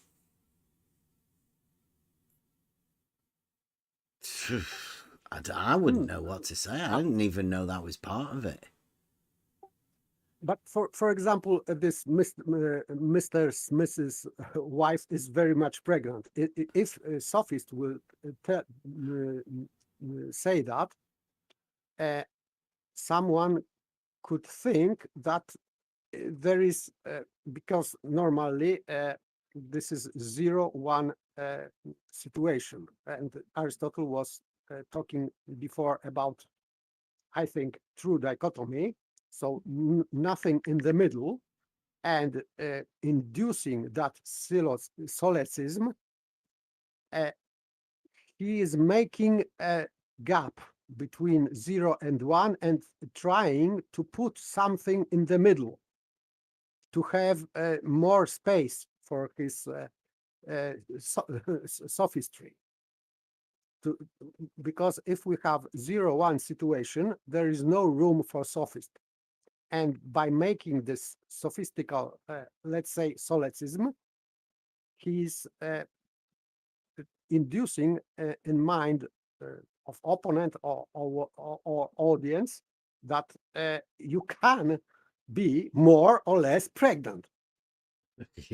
So then you have something in the middle. Between not pregnant and pregnant, there is something in the middle. We don't know what, but something. What? And this is the space where sophists can operate. Because it is not real. It is not real. There is nothing between. Which is why they rail against the excluded middle, don't they? Yes, because this cannot be real, and this is their space. This is their pedestal. They are there where they are like fishes in the water, in not reality. So very, very good place to sophistical argumentation, not reality. Something between 0 and 1. That's my thought about solipsism. In their imagination, that's where the fantasy takes place. In the world between reality and fantasy, that's where they operate. I would say that this fantasy is between not and yes. We have not and yes, and they are in between. So this is fantasy, yes, not real. Okay, so that's their office. That's where they operate. Yeah, on floor fantasy, between the 5th and the 6th. Yep. For they choose, if possible, plainly to refute the other party, or as the second best, to show that he is committing some fallacy, or as the third best, to lead him into paradox, or fourthly, to reduce him to solecism. So you've got to lead him into paradox. Ooh, that's interesting as well, isn't it? Yes, yeah, this is I like the way that. Sophists, yes. So sometimes in conversation, opponent is leading like baby. So he was showing this dodo paradox, but he was trying to portray this paradox as a good syllogism. so that works. Yeah. So in modern logic, maybe it works, but in Aristotelian logic, it doesn't. But sometimes sophist is leading someone to make paradoxal statement. Yeah. Or to solipsism, like flat Earth. So maybe someone was like Shadow Giant was told, let's say, this flat Earth crew to say that. I don't know why, but someone led them to that solipsism, like flat Earth. I don't know. Yeah. Or fourthly, to reduce him to solecism, i.e., to make the answerer, in consequence of the argument, to use an ungrammatical expression, or as a last resort, to make him repeat himself. I don't know. It depends what the argument is and all of that sort of stuff, but that's how sophists deal with the 5. Does that sound familiar? Yes. I would say that we experienced that many times. Yeah, many of those. There's not many that have ever chose to possibly plainly refute the other party. Yeah, that's difficult. That's very rare. And to show second best to show he's committing some fallacy. I mean, just recently, we have heard. Yeah, go on. He makes graduation of the best is refutation. Yeah. So that's it is most difficult. And second is to show fallacy where it is not. So that would be also very good. So to spot fallacy in demonstrative proof, for example. So he is going from best to the worst of these tricks, sophistical tricks. But leading, I would say that leading to solipsism, I don't remember well, but maybe it was, I don't remember who it was, but there definitely were conversations where opponents were insisting to say that plane is flat or something like that. Not only that Earth is flat, but plane is flat. And now I cannot remember that well, but it was. I remember that it was the case. Also understand, I think that while I think this is being discussed in terms of sophists, right, that this same goal, these 5 goals, can be used by a true and faithful logician to try to point out the mistakes in others, right? If you can outright refute someone, then you show them a fallacy. If you can't show them the fallacy, then you could show them how their reasoning leads to a paradox, right? I think the last 2, though, I'd question whether or not a true logician would stoop to fourth or the 5th. I would say they are in the bounds of sophistry. Those I would think so as well, right? But a faithful logician can, by way of example, bring someone to a paradox, and then like there you are. You're at a right. We've seen that ourselves. You're at a paradox now. What are you going to do? Yes, this reductio ad absurdum. Right. So yes, you can show that your argument is leading to paradox. Yep. Therefore, your argument is invalid. So yes, of course. Yep. Yeah, we have to remember this is the sophistical refutations as well. So the idea is that there's another version of these actual things that can appear to be, but aren't. Yes, so this refutation is not real refutation.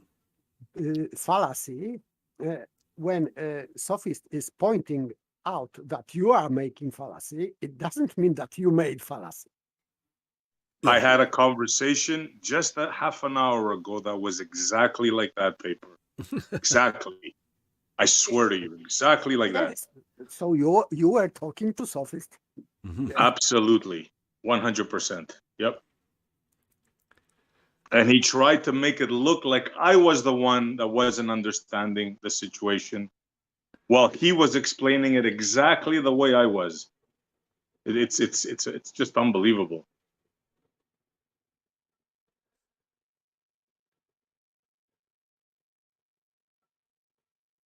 I guess there's nothing new under the sun, huh? Well, this is pretty, as far as books that go back in time, I'm guessing this one's done quite well, really. I mean, Aristotle.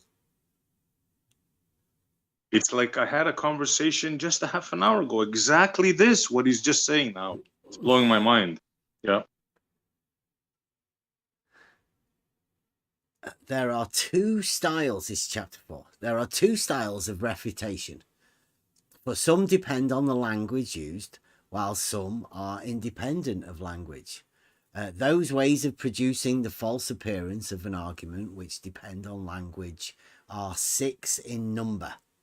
They are ambiguity, amphibology. What? Amphibole?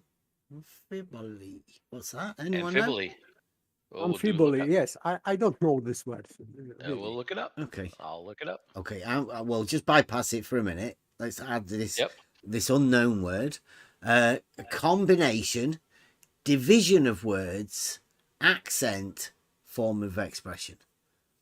Of this, we may assure ourselves both by induction and by syllogistic proof based on this, and it may be other assumptions as well, that this is the number of ways in which we might fail to mean the same thing by the same names or expressions.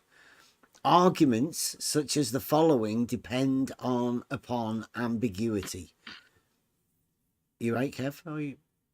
Yep. I was just going to say that the amphibole, I think that's It's right. like amphibole. Bola. It is like parabola. So amphibola, it would be, I think, in Greek, something like that. So the definition that I have is it is related to ambiguity. It says ambiguity of speech, especially from uncertainty of the grammatical construction rather than the meaning of the words. I think it also means to question. Amphivolia in Greek, to question. So but don't put me 100% on that one. So something that is per se questionable. So not certain. I think within the grammatical structure of the words rather than the actual words. Yeah, I don't know. I guess you could question the way that the words are formed. I've definitely seen that done before. And here's an example. A sentence or phrase that can be interpreted in more than one way, such as nothing is good enough for you. That was an example. Not sure that helps much anymore, but there you have it. Okay. Arguments such as the following depend upon ambiguity. Those learn to know, for it is those who know their letters who learn the letters dictated to them. For to learn is ambiguous. It signifies both to understand by the use of knowledge and also to acquire knowledge. Again, evils are good, for what needs to be is good, and evils must needs be, for what needs to be has a double meaning. For what needs to be has a double meaning. It means what is inevitable, as often is the case with evils too, for evil of some kind is inevitable, while on the other hand we say of good things as well what they need to be. Moreover, the same man is both seated and standing. Moreover, the same man is both seated and standing, and he is both sick and in health.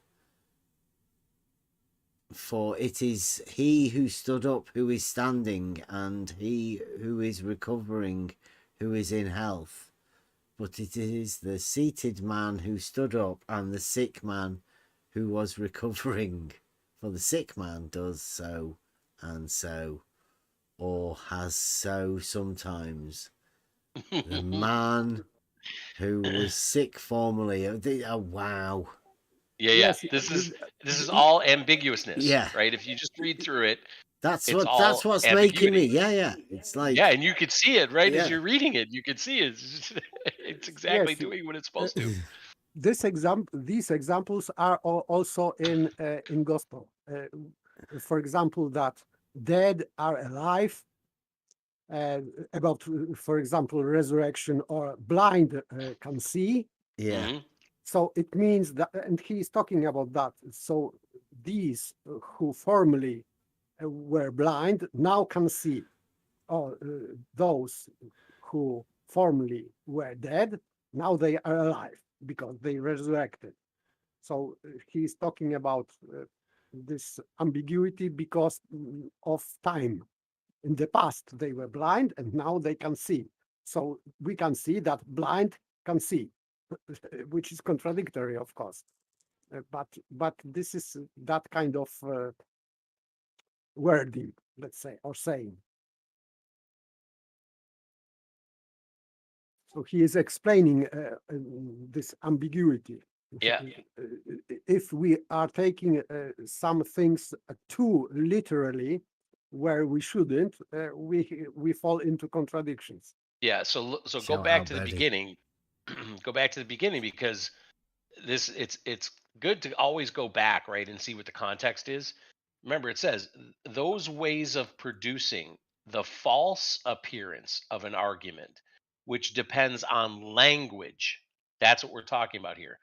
The ways of producing the false appearance of an argument, a non-argument, by way of language are six. The first one is ambiguity, and that's the one that has this long example here of standing, sitting, standing. The standing man was sitting. The sitting man was standing. Right. The sick man was sick, but he's of health now because he's recovering. It's those things. You can just see the the confusion that gets purposely put in here by Aristotle.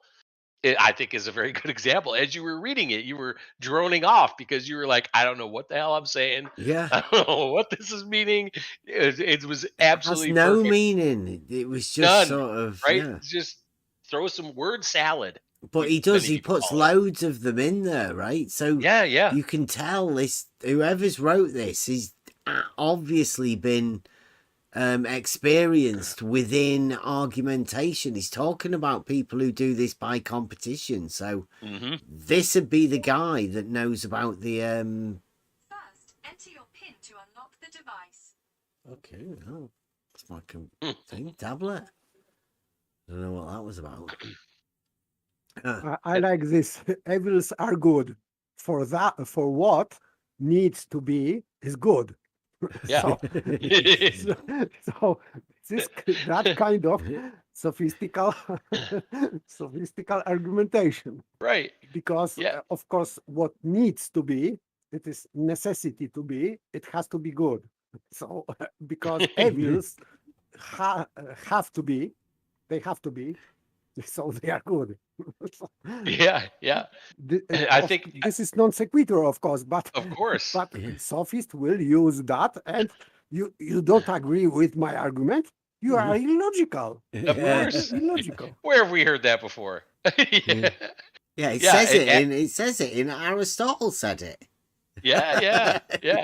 The end of this, I think, clears it up a little bit. If you just read this, it says, of course, the man who was recovering was the sick man. Yes, absolutely. Who really was sick at the time. Yes. But the man who is in health is not sick at the same time. He is, quote, the sick man in the sense that he is sick now, but that he not that he was sick now, but that he was sick formerly. So it kind of clears it up.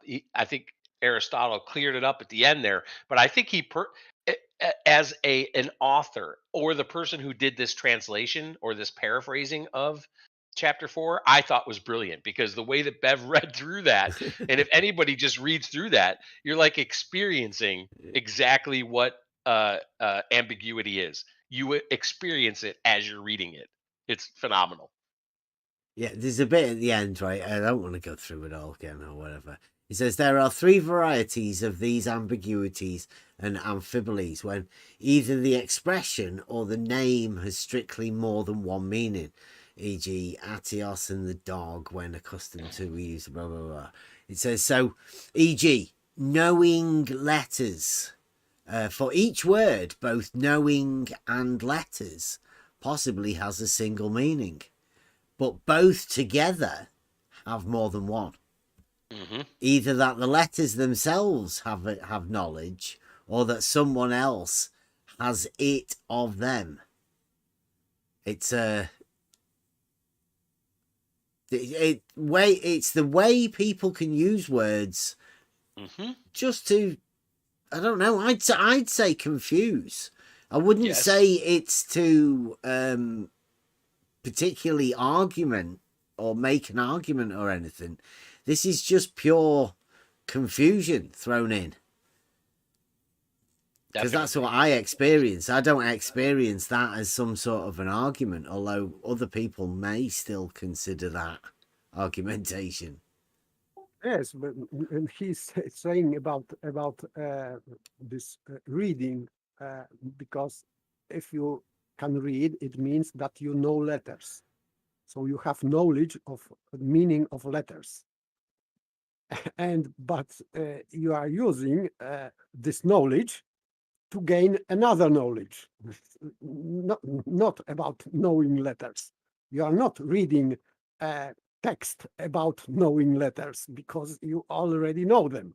So this is good confusion, because it means that you are not learning, because you have already learned letters, and now you are learning something else, but you have the same word to learn, because you already have to know letters to let's say learn about history or architecture or whatever, because you are reading this in the book. So you are not learning letters, but first you had to learn letters, and it means that you are learning this. And when you are, let's say, reading history, you are not learning letters anymore, but you are learning history. And this is ambiguity for sophist, for example, could be used to confuse the opponent. Yeah, because this is, I'm guessing, if he's talking for competition of argumentation, he's not talking dialectic. He's talking about for show. So it's for the audience. This particular case, not for discussion and trying to find an answer or whatever. This is purposely to an opponent sort of thing within combative debate, which I don't know whether that's the style that people go with round here. That's why I always like to have a conversation with people rather than this debate thing, because it does turn into sort of bashing of the other person rather than actual. So I'm guessing this is sophistry for show, the entertainment part of this, particularly talking about here. Brenda is perfect example of that type of personality, mentality. Well, I was thinking more like Nathan Oakley myself, but yes, also, but here, because Nathan Oakley wasn't here, but about people who were here, also here. Okay, amphibole and ambiguity then depend on these modes of speech. Upon the combination of words, there depend instances such as the following. A man can walk while sitting and can write while not writing. For the meaning is not the same if one divides the words and if one combines them, in saying that it is possible to walk while sitting. The same applies to the latter phrase too. If one combines the words to write while not writing, for then it means that he has the power to write and not to write at once. Whereas if one does not combine them, It means that when he is not writing, he has the power to write.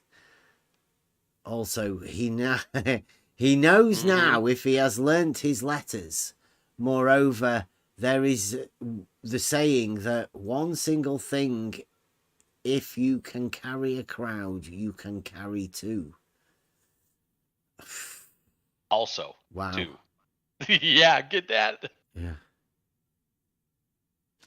It's the combining and the dividing of words that can lead to the confusion. I think you hit it, Bev, when you said confusion. Well, yeah, it does. It says to write while not writing. That's law of non-contradiction, right? Mm-hmm. You can't write while not writing. Yes, and this is leading to paradox. Yeah. Often. Yes. Yes. Yeah, exactly. If you can get somebody to agree to that bullshit. Yes. Yes. Straight Exactly. is curved. Curved is straight. Yeah. Yes. Mm-hmm. Same thing. And those go back to the beginning, as says, those ways of producing the false appearance of an argument, which depend on language, are 6 in number. The ways of producing the false appearance of an argument. This is how you do it.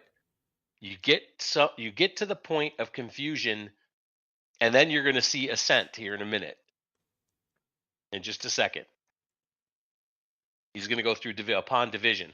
Okay, upon division depend the propositions that 5 is 2 and 3 and odd, and that the greater is equal, for it is for I can't even say it. It doesn't make any fucking sense. And that the greater is equal. Holy shit. Yes, it is against ontological primitives. Yeah. Upon division depend the propositions that 5 is 2 and 3, and odd. And odd. 5's odd, I suppose. But not 2 or 3. And that the greater is equal. For it is that amount and more besides. For the same phrase would not be thought always to have the same meaning when divided and when combined. E.g., I made thee a slave once, a free man. I made thee a slave once, a free man. Yes, so someone who once was a slave, I freed him, and now he's not slave. Yeah. It really, so it depends on how you read it, right? I made thee a slave once, a free man. Totally depends on tone, doesn't it? If I say it that way, I made you a slave once, a free man. Right? Or you could say it, I made you, I made you a slave once, a free man. So in other words, once you were a free man, I made you a slave. Yep. Yeah. Right? This is what happens. What it happens all the time. Godlike Achilles left 50, 100 men. And I think this is what Rumpus does. And not just Rumpus. When you hear people talking quickly and you don't get chance to interrupt them, and they get really upset if you do interrupt them to say, what the fuck does that mean? This is how they get away with saying things like this. But like Rumpus, yes. Yeah. But I mean, I don't know whether they're doing it on purpose or whether they, just don't like being questioned on anything because they know it makes them look bad. I think it's learned, right? I mean, you do what works, right? If you can get through a sophistical argument and somehow get the assent of the person that you're trying to, win over, because the sophist is just there to win, right? That's all they're there for. They're not there to learn. They're not there to teach. They're not there to do anything. They're just there to win. So if you can get over on it, that's this. If this is a learned thing, right? The confusion, the ambiguity, the amphibole, the combining and dividing of words such that you have no fucking clue what's being said. Hey, as long as I won the argument, doesn't matter. Right? We fought to the death. We're fighting to the death. And I won. And if I can get by doing these things, that's what I'll do. So I don't know. Is it a purposeful or not? It's just, I think it's like learned. This is whatever works. This may be the bit that you were going on about, right? An argument depending upon accent. It's not easy to construct in unwritten discussion. In written discussions and poetry, it is easier. Thus, some people amend Homer against those who criticize as unnatural his expression. See, you still here? Where's the Greek? I'm here, bro. See, can you see that? Can you read the Greek? Oh, man. Ooh. Wait a second.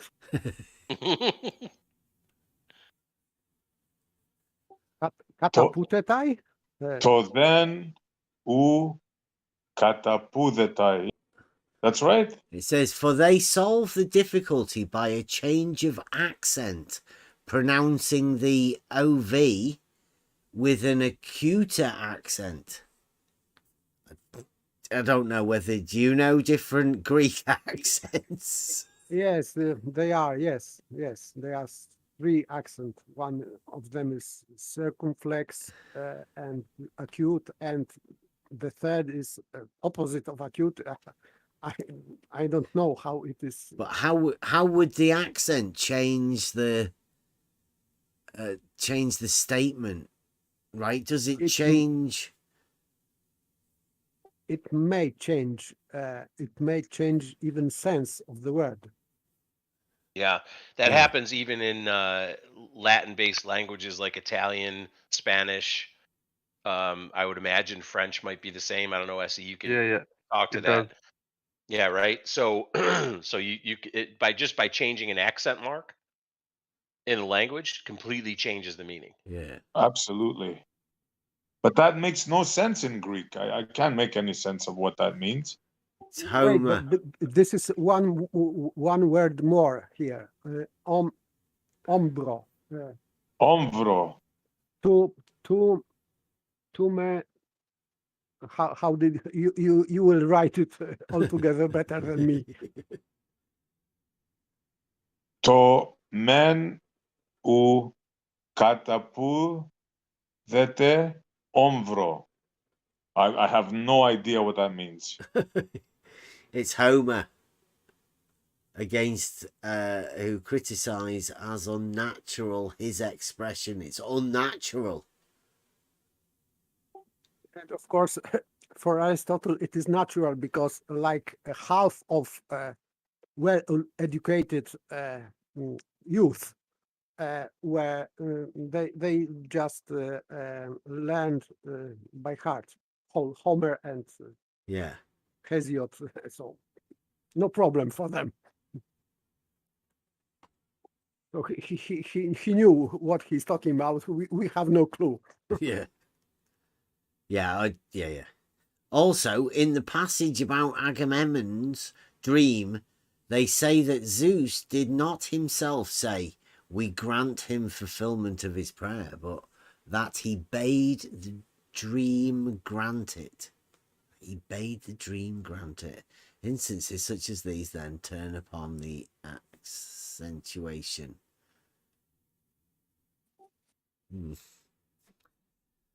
Yeah, the concept is the accent or where you place the emphasis changes the meaning. Yeah.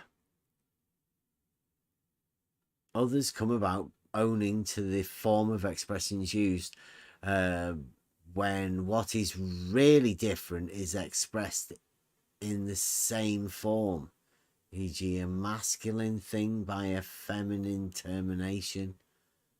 It's come about. Yes. By either.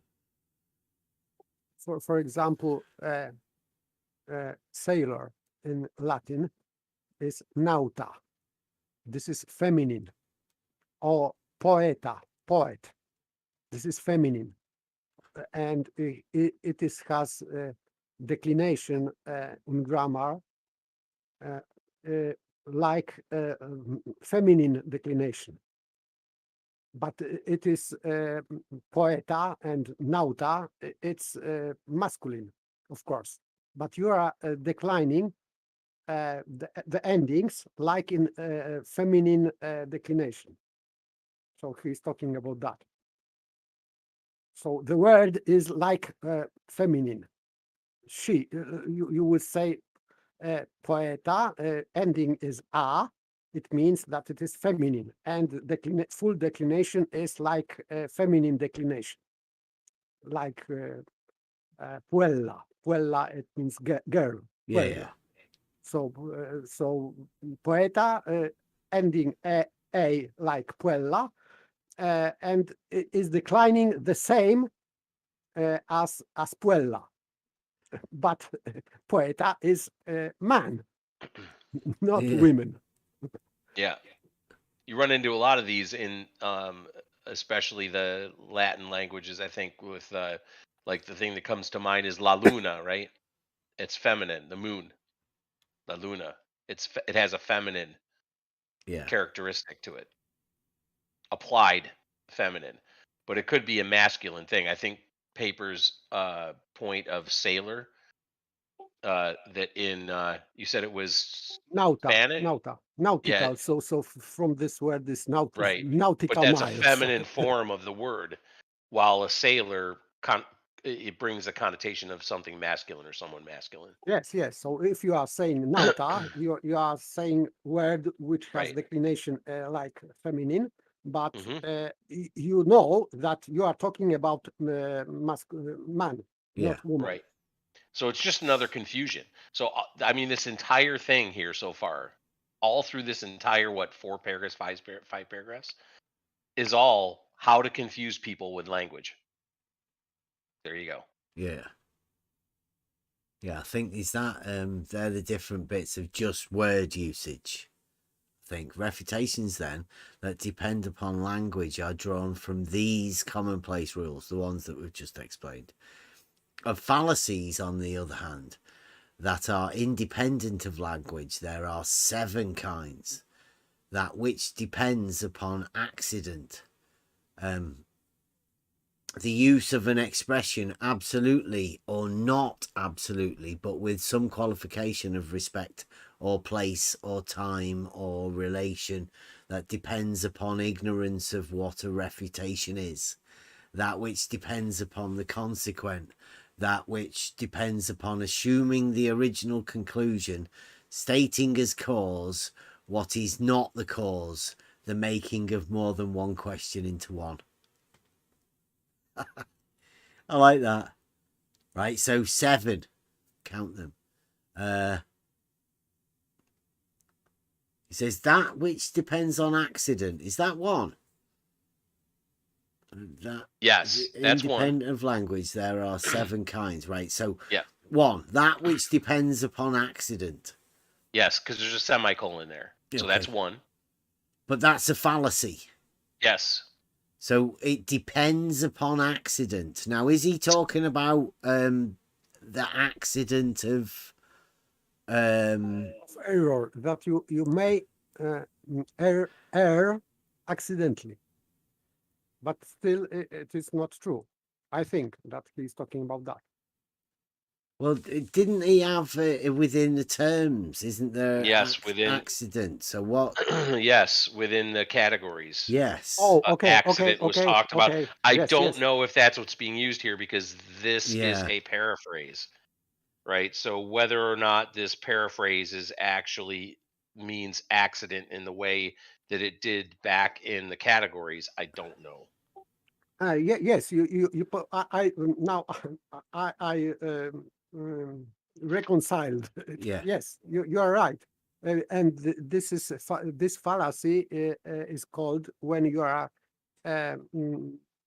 confusing accidents or categories, it is error of misplaced concreteness. Yeah.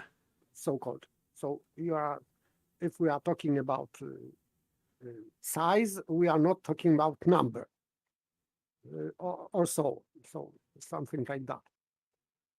So yeah, confusing accidentals or categories. Yeah. Depends upon accident. The use of an expression. The use of an expression absolutely or not absolutely, but with some qualification of respect or place or time or relation. Yep. Because so in context or without middle. Context. Yeah. So if you are talking about something in context, it may have a different meaning than in absolute meaning. So you go back to the book that you and I have, Bev. Yeah. Here's what it says. So it says the 7 are 1 from accident, so it is accident. Yeah. So it is that from the categories, the accident. The second, on account of what is asserted simply or not simply. So here it says absolutely or not absolutely or not absolutely, but in a certain respect or somewhere or at some time or with a certain relation.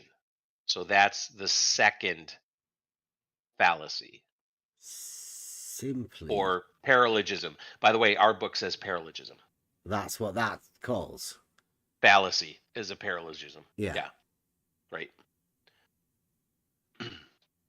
So the third one is from ignorance of the Elencus, is what it says in our book. What does it say here? So that which depends upon the consequent. That which depends upon ignorance of what refutation is. That's the third one. Depends upon ignorance of what refutation is. So Elencus, refutation. Yep. Okay. Correct.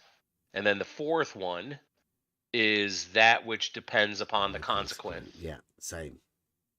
Fifth is from petitio principi. Petitio principi. Principi, thank you. Begging the question. Yes. Begging the question. There you go. Assuming the original conclusion. Yep. That's begging the question. And then sixth, from placing non causa pro causa. Stating as cause what is not the cause. Mm-hmm. Yep. Mm-hmm. So this is some kind of stolen concept, but it means that you think that causes that, but in fact it doesn't, but you think it does. So you are saying, yes, this is cause of that. Yeah. Which is not true. And then the last one, the seventh one, is the making of more than one question into one. Yeah, same. And our book says the seventh, from making many interrogations one. Yeah.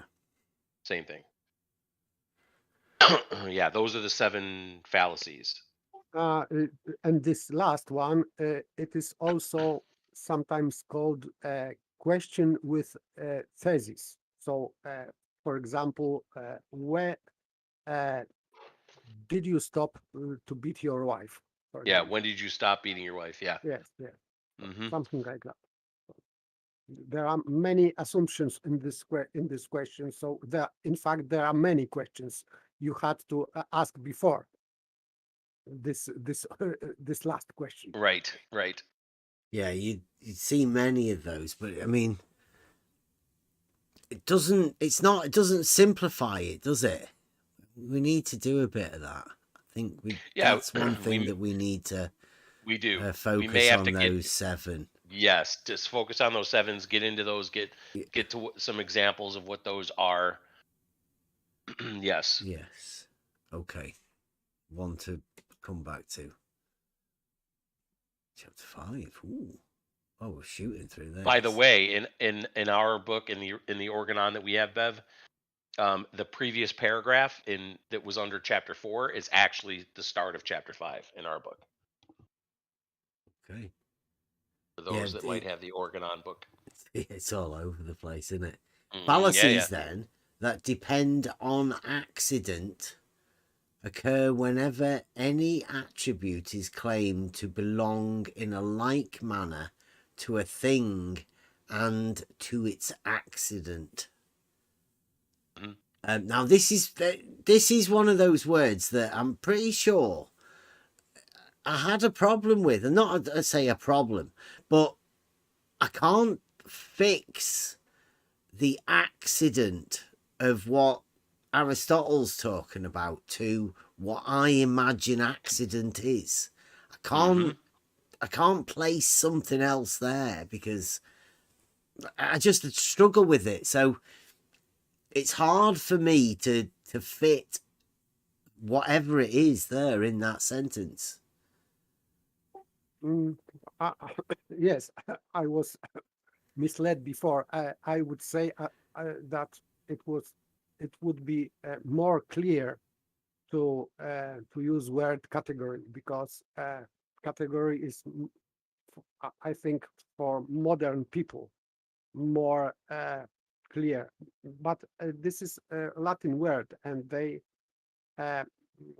use that because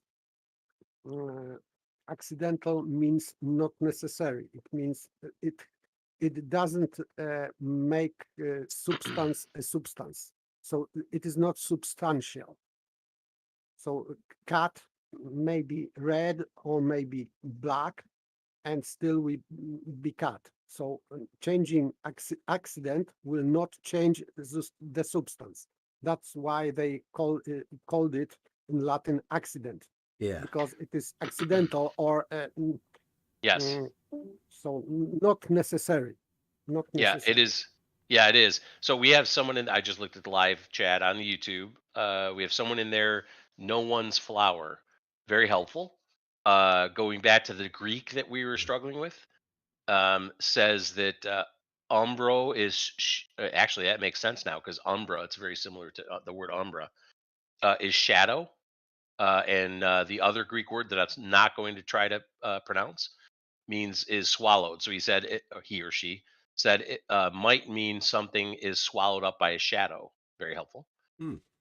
Later says that Aristotle is speaking about accident as opposed to essence. And this is you're right, Bev. It's difficult, right? But a good definition again from No One's Flower on YouTube. Thank you very much. Definition of an accident. An accident in metaphysics and philosophy is a property that the entity or substance has contingently, without which the substance can still retain its identity. In other words, I think Kevin has a big nose. Accidentally, right? I have a big nose. Some might say, but I think that's where. But we have, because we're English and we have in our minds what accident means. Even in accidental, it's difficult to get your mind around. Yeah. But in this case, it's coincidental. I think is maybe a better term to put in your mind. Coincidental. It's just a coincidence. Or it just doesn't mean that. category. Yeah, it because doesn't mean we that it know has what it any. means. Yeah. It doesn't have anything to do with the actual substance. It doesn't make a man or a woman by virtue of the fact that they have a big nose or they have a mole on their neck or anything that might be, or blue eyes, right? As an example, or dark hair. Pick your accidental characteristic. It doesn't really matter. That's not what makes them a human being. If you remember the genus and the species, remember we went all through that? And we said that a human is a rational animal, and we could go back and look at the genus, the genera, and the species. Yes, so being unreasonable would be substantial. It means that if we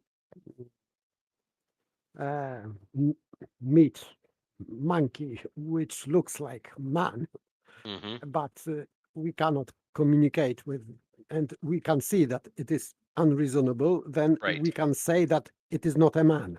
Right.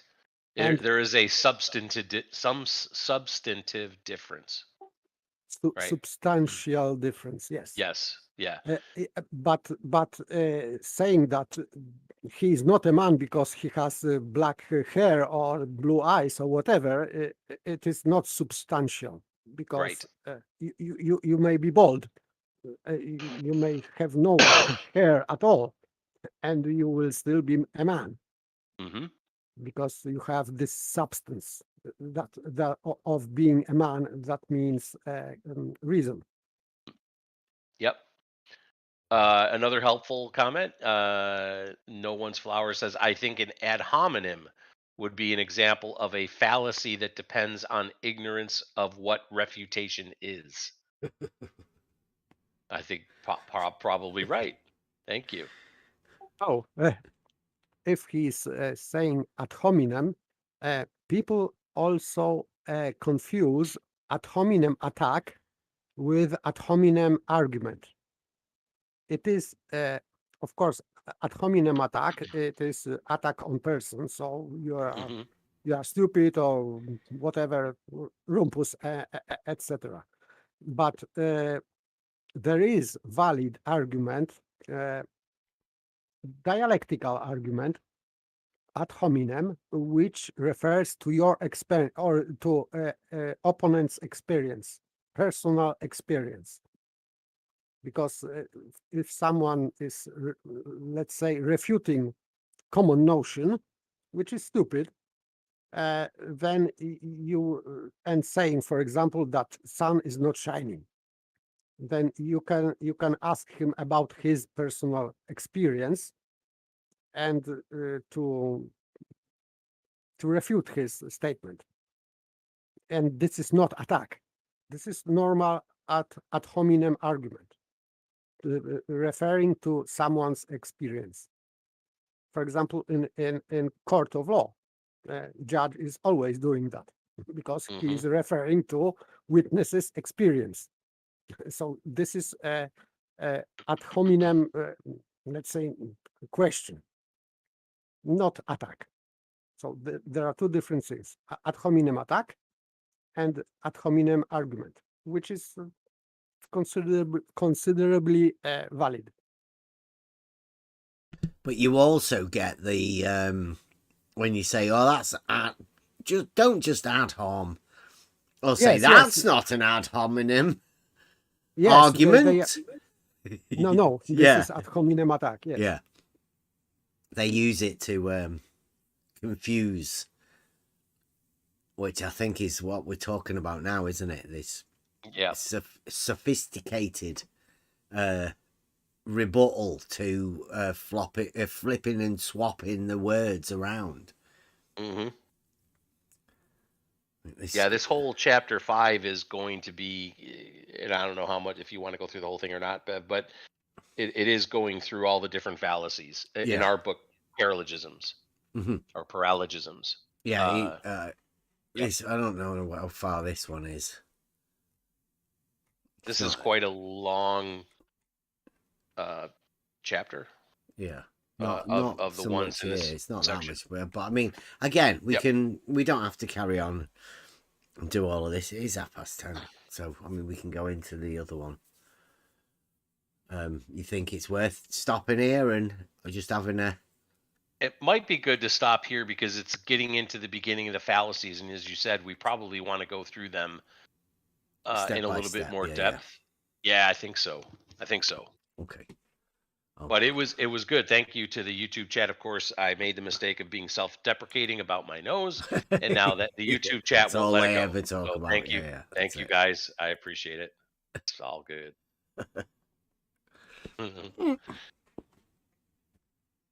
Yeah. So those things that we've just been over, the idea of this fallacies and how they're used in different ways.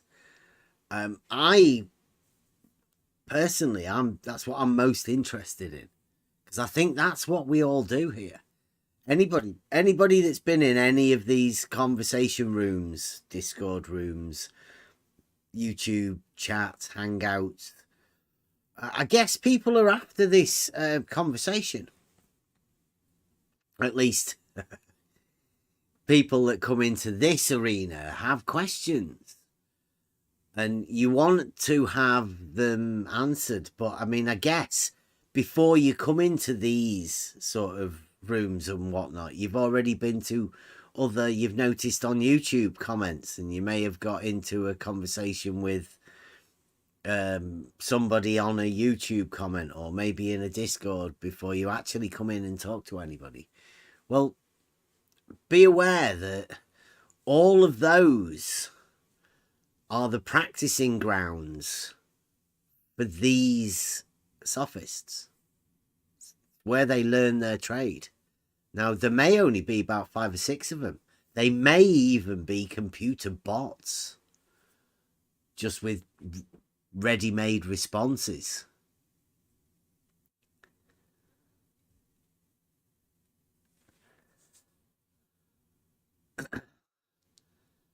It's funny how we ended up here after hearing all of that. Well, I mean, I don't think it's funny, actually. I think there's a reason we are here, and that's because we've had enough of that other stuff, listening to sophists with the same arguments. Now, as we come across all of these fallacies, when we start building upon them, I think we've got a little project to go over as a group, to be able to name arguments and maybe find them within other arguments, and so we can show people exactly what these how these fallacies are committed, and it'll give us the ability to go back over some of the conversations that we've already had, finding these particular fallacies. Becomes a study group now for logical discussion and the spotting of the fallacies, exactly all of these little tricks, and possibly some that weren't even invented with Aristotle. Modern day sophists, they won't be mentioned in here.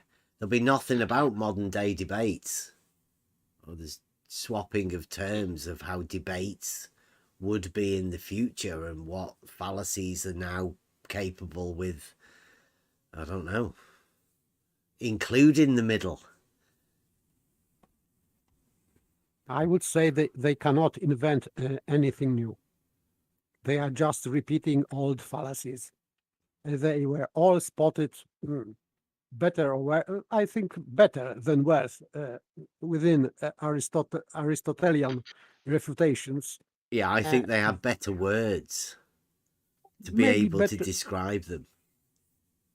I would say it is because the language, and in ancient times, this Greek was better language, was more precise. You had to make more gymnastics to fool your opponent. Yes. But modern languages, not all, but I would say sadly that English is perfect example. Yes. Is so ambiguous and so let's say deprived from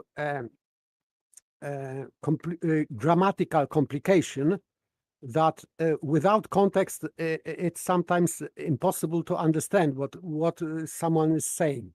Correct. We've talked about this before, right? I mean, this harkens back to our discussion around, since English is the dominant language in the world today. Was that done on purpose, do you think? because I wonder myself, right? We can't know because we didn't live 2 or 3,000 years ago when these or 2,500 years ago when these great Greek philosophers were around. But I would wonder whether the ability for the sophists to get over, right, is better or worse or the same today as it was back then, back in Aristotle's time or Socrates' time. I would say that now language is on their side. I would agree with you, especially the English language. Yeah. I think it makes it easier, as you pointed out, paper, right? The impreciseness of language today, and combine that with the lack of critical thinking skills that are instilled in people today. Whether you're educated, quote, educated or not educated, right? You're not brought up typically today with any kind of critical thinking skills. It's rare. So you're at the mercy of the sophists, I think, in many ways. Or cruelty. Mm. Again, I go back to that one passage in that the Lost Tools of Learning, where it says, and this was back in the 50s, that the author was lamenting the fact that um, children going to school had no way to get out of the box that they were being placed into because of the lack of skills in critical thinking and grammar and precise language and those kinds of things. Everything that we talk about in the Trivium, right? The logic, the grammar, the rhetoric, those things are lost. Of course, going back to flat Earth math. Thank you very much, because it prompted all this fantastic discussion. But when he showed his home library books, what were the books that he showed? He even brought up the Trivium one. But in the Trivium, he was pointing to geometry and music and arithmetic and astronomy. I think specifically for the astronomy piece between you and us and me. Always to the conclusion first. Yeah, he's trying to sway people's minds. I mean, if you take the last chapter as being astronomy, you may think that the Organon, the Trivium, and the Quadrivium is all about looking at lights in the sky. You would be very, very badly mistaken if that's the conclusion you came to. That's where math wants you to go. Flat Earth math wants to put you there in that position. But that's not what it's about. Don't be swayed by that bullshit.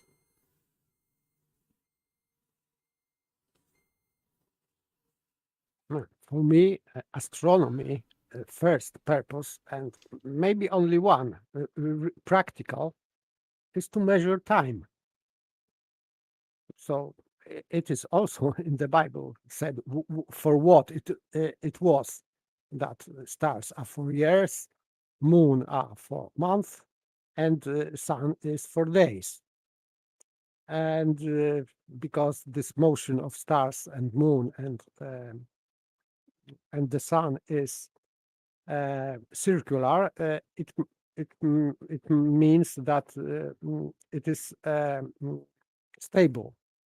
This is not visibly speeding up and slowing, so it is very good indication to measure time. So, but creating model of Earth, shape of the Earth from looking at stars, this is, for me, this is just preposterous. I'd have it more as cymatics and frequency. The actual use of the manipulation of sound through geometry, physical structures. I can't see any use of looking at lights in the sky to do any of the numbering space and time. If space is Euclidean 3 space and time is the music, the number in time, the frequency, the manipulation of the music. I don't know how to explain it because I'm not a musician, but if that music within the quadrivium is number in time, then number in space and time has to be related to the music in some way.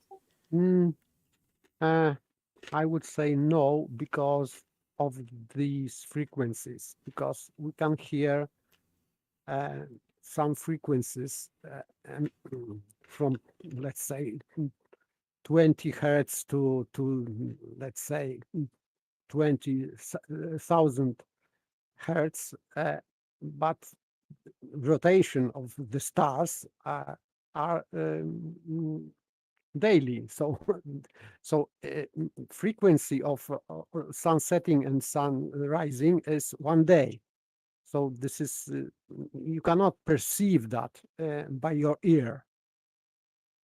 So I will stick to Aristotelian definition of time, that this is measurement of motion, and of motion, of course, celestial bodies, because they are mostly or the best to watch their movement, stable movement, circular movement.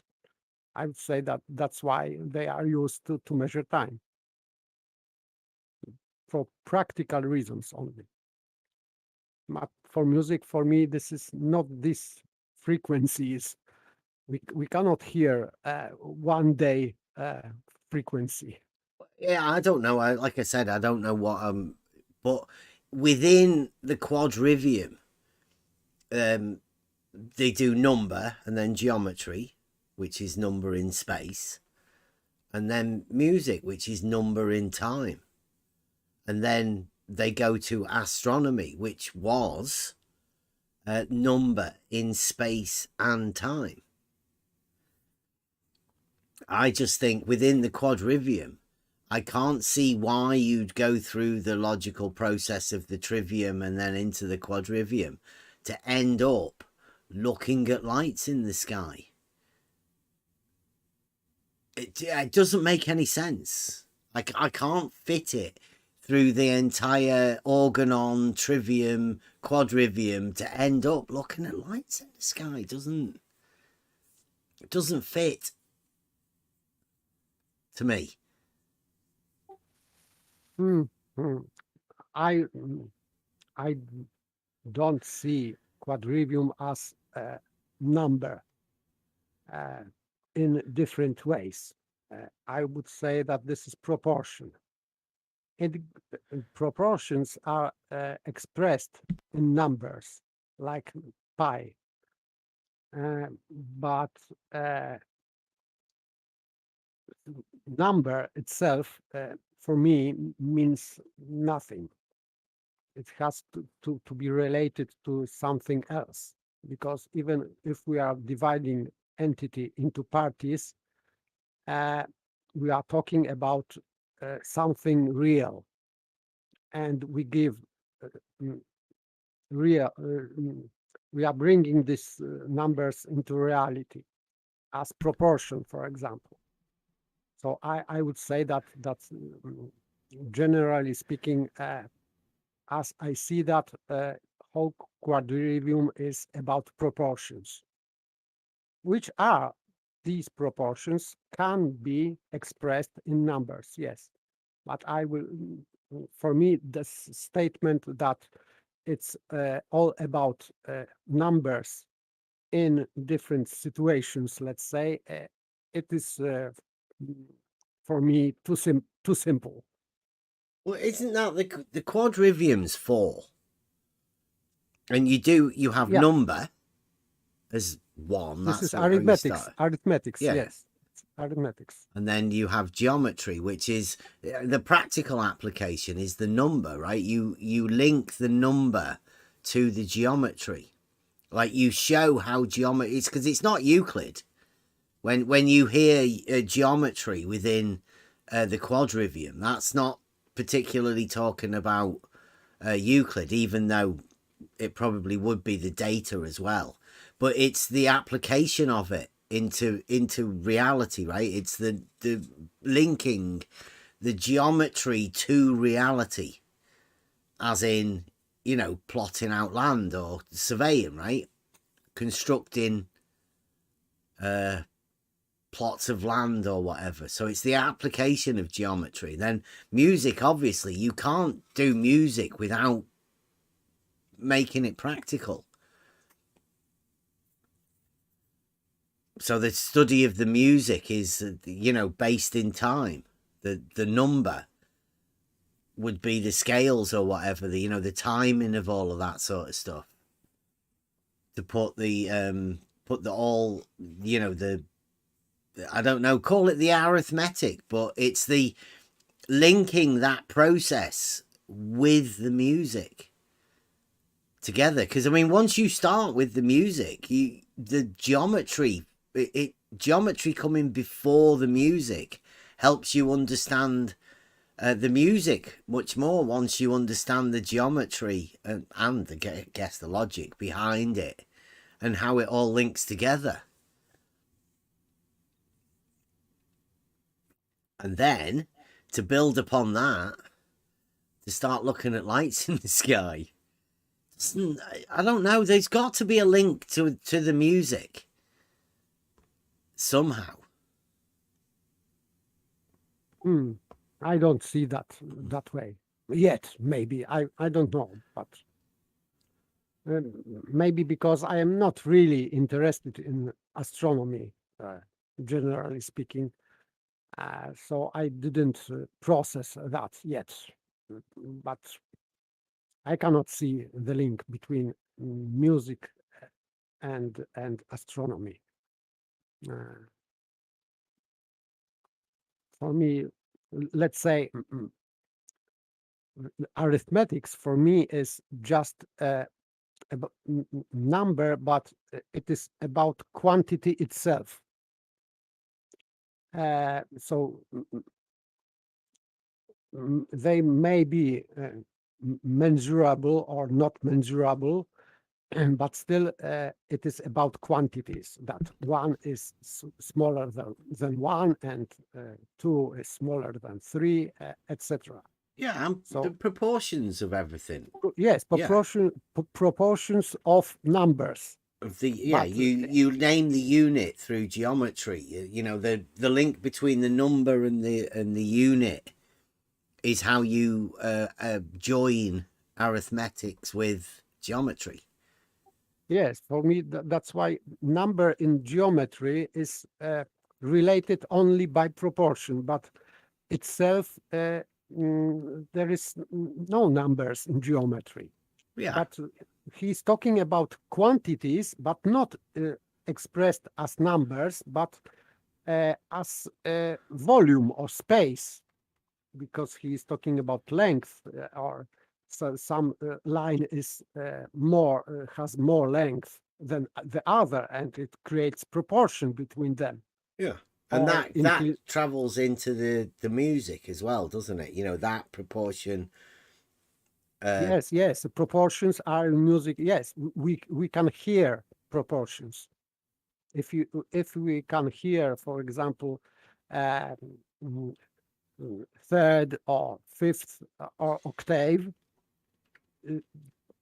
two combined sounds, it means that we can hear proportion, because there is strict proportion between two sounds and like octave, and we can hear that. We can recognize by hearing that this is octave.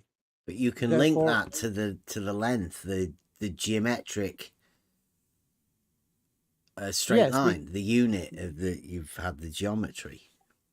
Yes, but so we can have this value of frequencies between two sounds, and this value gives us proportion, and we can hear this proportion.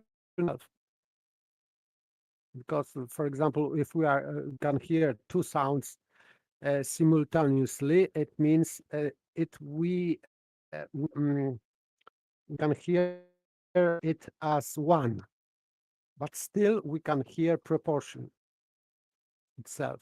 We can recognize this is third, this is fourth, or octave, or whatever. We can recognize it by hearing only. And because there is a strict proportion between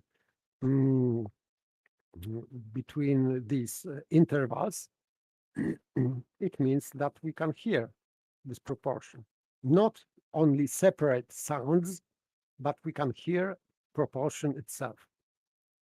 And we can directly relate them through the number or the measurement. Yes, we can. Geometry. Yes, we can. Yeah. We can do that numerically. So we can set numeric proportions between, let's say, frequencies.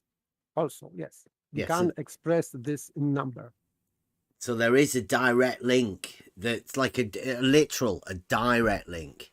Whereas if you then go from those steps and then start talking as though astronomy is looking at the lights in the sky, you cannot relate that to either the geometry or the music. There's no direct link. I can't see why, astronomy as it's named now would be the same thing as within the quadrivium. It just doesn't make any sense to me. There is one link, though. This astronomy, it's the cycles.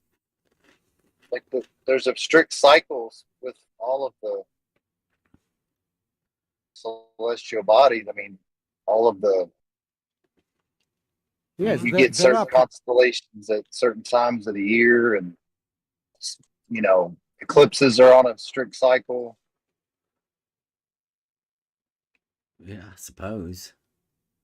Yeah, so I think there are because if stars full rotation is 1 year, and this I don't know how it is called, but this is sidereal year or whatever it is called, and so there is relation between the moon and sun, because it gives us moon gives us month length, so and the sun gives us daytime or day length. So and it is connected. So it is multiple proportions between rotation of the stars, moon, and sun. I think. I am not interested in that, so I cannot say anything about that. But but astronomers maybe they are interested very much. In ancient times, I would say that they were, but I am not very much into that. Yeah, see, this is where I have a problem. I can't see the geometry being space, because that is the space that you're dealing with, and just completely changing it into meaning a different space, one that you can't measure. That's why I relate that to motion. Because if we are dealing with geometry and, for example, circle, we have a figure, just a circle or square, and we are not talking about time, because it doesn't matter in which time this square was created or what this square, if this square moved somewhere or not, it doesn't matter, because we are talking about square and its properties only. But if we are talking about celestial bodies, we are talking about motion. Always. I would say that talking about astronomy and without motion, it's just useless. So I would say that the most important part in celestial body investigation would be the motion and proportions between motions of the stars, moon, and the sun, etc. But I am not expert, and I don't think it's got anything to do with the lights in the sky, personally. So what time? I think it's the construction of the buildings that house sound and how to make sound work within the geometric structure that you've talked about. Amplifying sound. You've seen churches and the construction of churches and how they can influence the sound, amphitheaters and structures like that. Yes, they do. Yeah. It is practical, yes. So it is proven. This is not just a theory. Yeah, that's what it more closely links to me when you're talking about astronomy and linking the geometry and the music. I'd say that.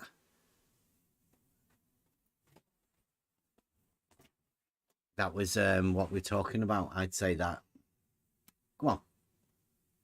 Maybe because you know, my theory about light and sound is the same. So I would say I am stating that. Of course, this is not certain logic, certain knowledge, but my opinion that the light is produced the same way as the sound. So this is vibration.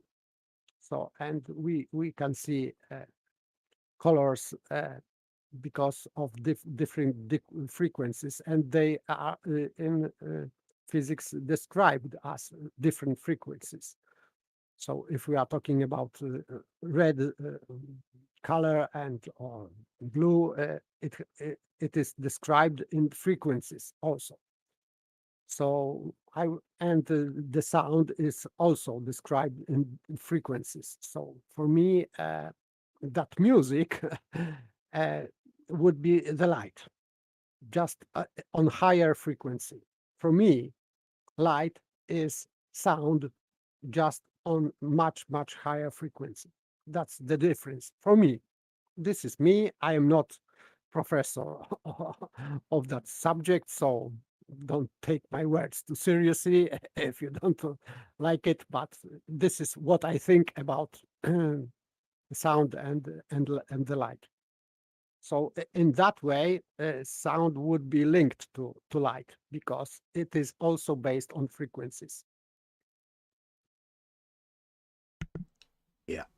Oh, again, I can't disagree with you because I think there is a connection. It just I can't see the logical step that goes through all of these steps of logic, really, to go through the identity of everything and to end up, don't know, going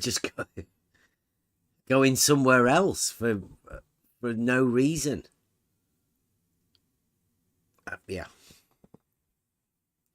Hopefully we can look into it, but I doubt we'll get very far because it would be speculation. Yeah. So, Occam's razor. Don't go too far with speculation. Yeah. Okay. I have to go to bed. Good night. Okay. Thank you very much, Piper.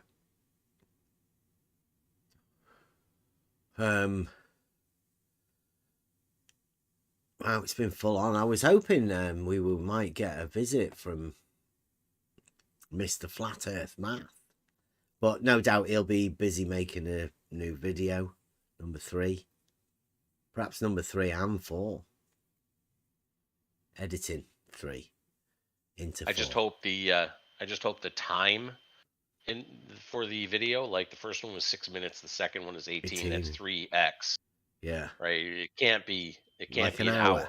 There's going to be an hour of 3x 18 minutes. I would hope not.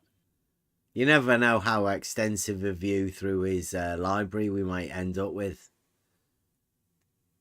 Let's see, again, we're talking about fallacies. Now, all of those that he just flick through books, that's a fallacy. It's trying to portray something that it just didn't. He didn't have any interesting facts or anything within his books.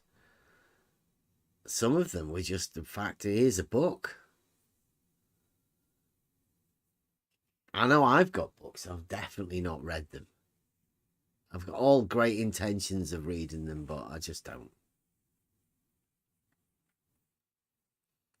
But they're there. I've got books. I've got books on my shelves too. I've got books that aren't on my shelves. They're here on my table. Stack of them.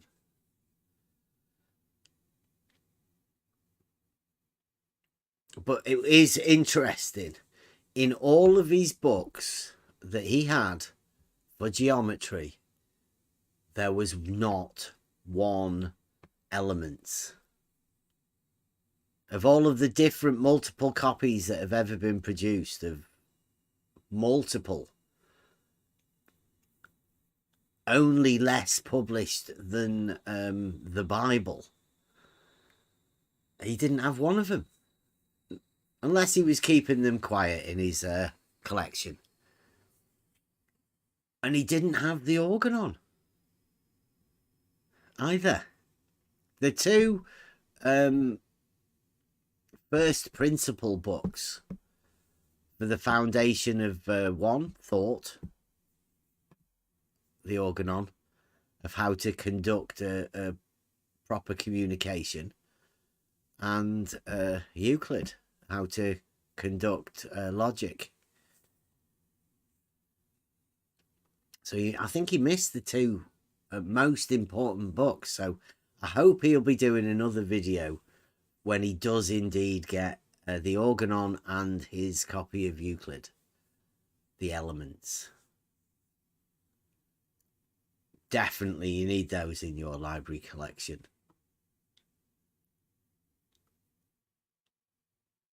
I'd say.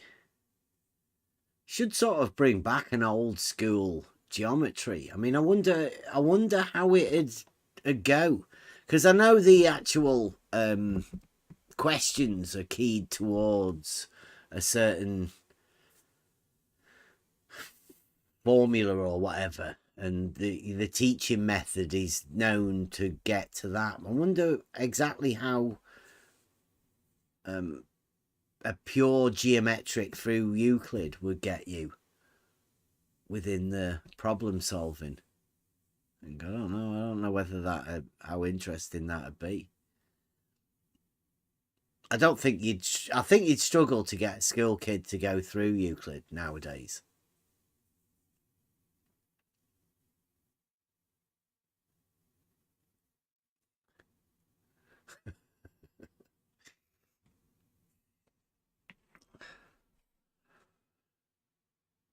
Well, what are we on today? Wednesday, Trivium.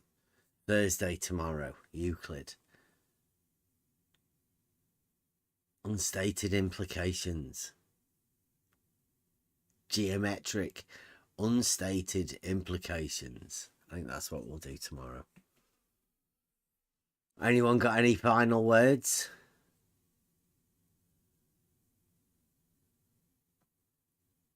No? Okay, let me get a Buster song. Hopefully the YouTube chat didn't think tonight was too boring. Yeah, we didn't have the numbers good that we usually have, but I mean, that's okay. I mean, for a Trivium, you loyal fans, well done. Thank you very much.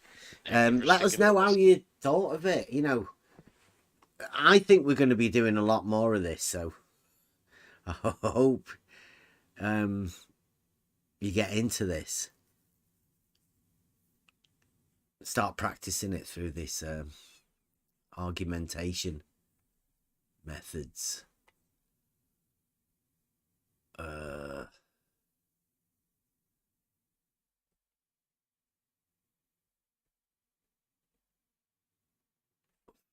Fool's rebuttal. There you go.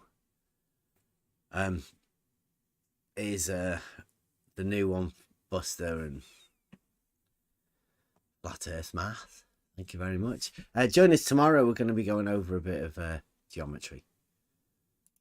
A quick rebuttal to a recent live stream with Bev Try Thinking on his Discord server, since vertical lines are always perpendicular to the straight line connecting them.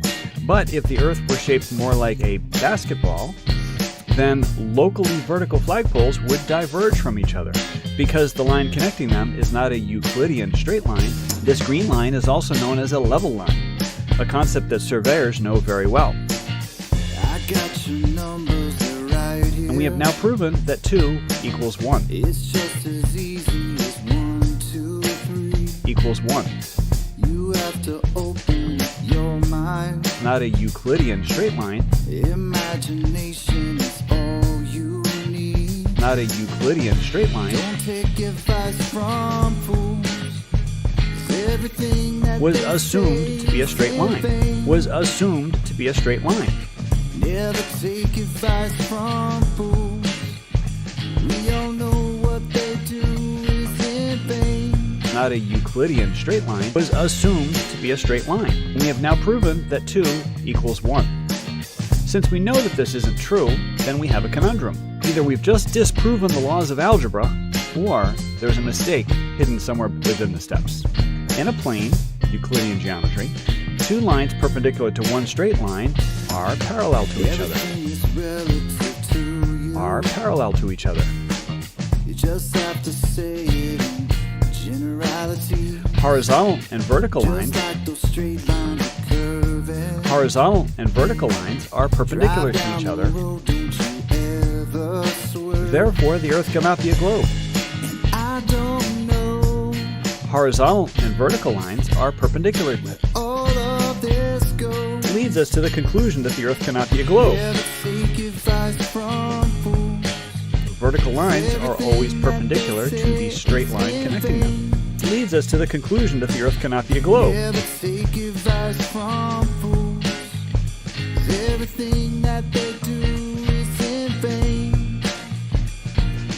So let's revisit the original diagram and point out the original error.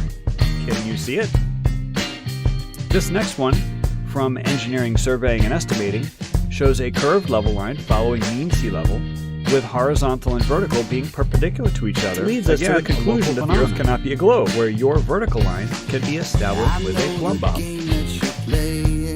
We'll change the horizontal line. And I know exactly what's on your mind. The Earth cannot be a globe. You got your playbook, it's all right. Then locally vertical flagpoles would diverge from each other.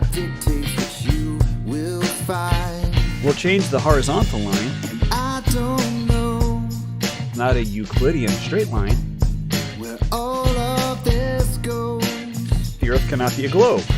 Don't take advice from fools. 'Cause everything that they say is in vain. Never take advice from fools. We all know what they do is in vain. You cannot have a globe. You cannot have a globe if water forms a plane. You cannot have a globe. I think everybody can. You cannot have a globe if water forms a plane. Thank you. And if science tells us that the now that is scientific fact. There's no real evidence for it, but it is scientific fact. Cannot tell us water forms a plane. Note that vertical is a local phenomenon, always perpendicular to the level where you are. So let's revisit the original diagram and point out the original error. Note that vertical is a local phenomenon, always perpendicular to the level where you are. Can you see it? The original horizontal line connecting the two verticals was assumed to be a straight line, which is only true if the Earth were not a globe. This leads us to the conclusion that the Earth cannot be a globe, which is a begging the question fallacy. The circular argument that concludes that the Earth is not a globe started with the premise that the line connecting the two verticals was straight, thus not on a globe. So, You don't understand. You don't understand. It's not my problem if you don't want to This leads us to the conclusion that the Earth cannot be a globe, which is a begging the question fallacy. The circular argument that concludes that the Earth is not a globe started with the premise that the line connecting the two verticals was straight, thus not on a globe. If water forms a perfect plane, there can be no globe. The original horizontal line connecting the two verticals was assumed to be a straight line, which is only true if the Earth were not a globe. This leads us to the conclusion that the Earth cannot be a globe, which is a begging the question fallacy. The circular argument that concludes that the Earth is not a globe started with the premise that the line connecting the two verticals was straight, thus not on a globe. Straight line. You don't understand. Science. It's not my problem if you don't want to learn. You're just on your own. The water level is a tool that establishes a horizontal plane. Poof goes the globe. Sorry. Yep. The error is not in this diagram, but rather in the argument. Then locally vertical flagpoles would diverge from each other. So let's make some changes. We'll change the horizontal line to a level line. On a globe, two perpendicular lines, since vertical lines are always perpendicular to the straight line connecting them. If vertical lines diverge from each other, then the Earth cannot be shaped more like a pizza than a basketball. If the Earth were shaped more like a pizza than a basketball, then all flagpoles would indeed be parallel. But if the Earth were shaped more like a basketball, then locally vertical flagpoles would diverge from each other. You don't understand. You don't understand. It's not my problem if you don't want to learn. You're just on your own. The line connecting them is not a Euclidean straight line. No reason, no logic, no wisdom, no worry. This green line is also known as a level line, You're just on your own. a concept that surveyors know very well. No reason, no logic, no answers to questions. You're just on your own. The definition of a level surface is a curved surface perpendicular to the force of gravity, for example, still water in a pond. The original horizontal line connecting the two verticals was assumed to be a straight line, which is only true if the Earth were not a globe. This leads us to the conclusion that the Earth cannot be a globe, which is a begging the question fallacy. The circular argument that concludes that the Earth is not a globe started with the premise that the line connecting the two verticals was straight, thus not on a globe.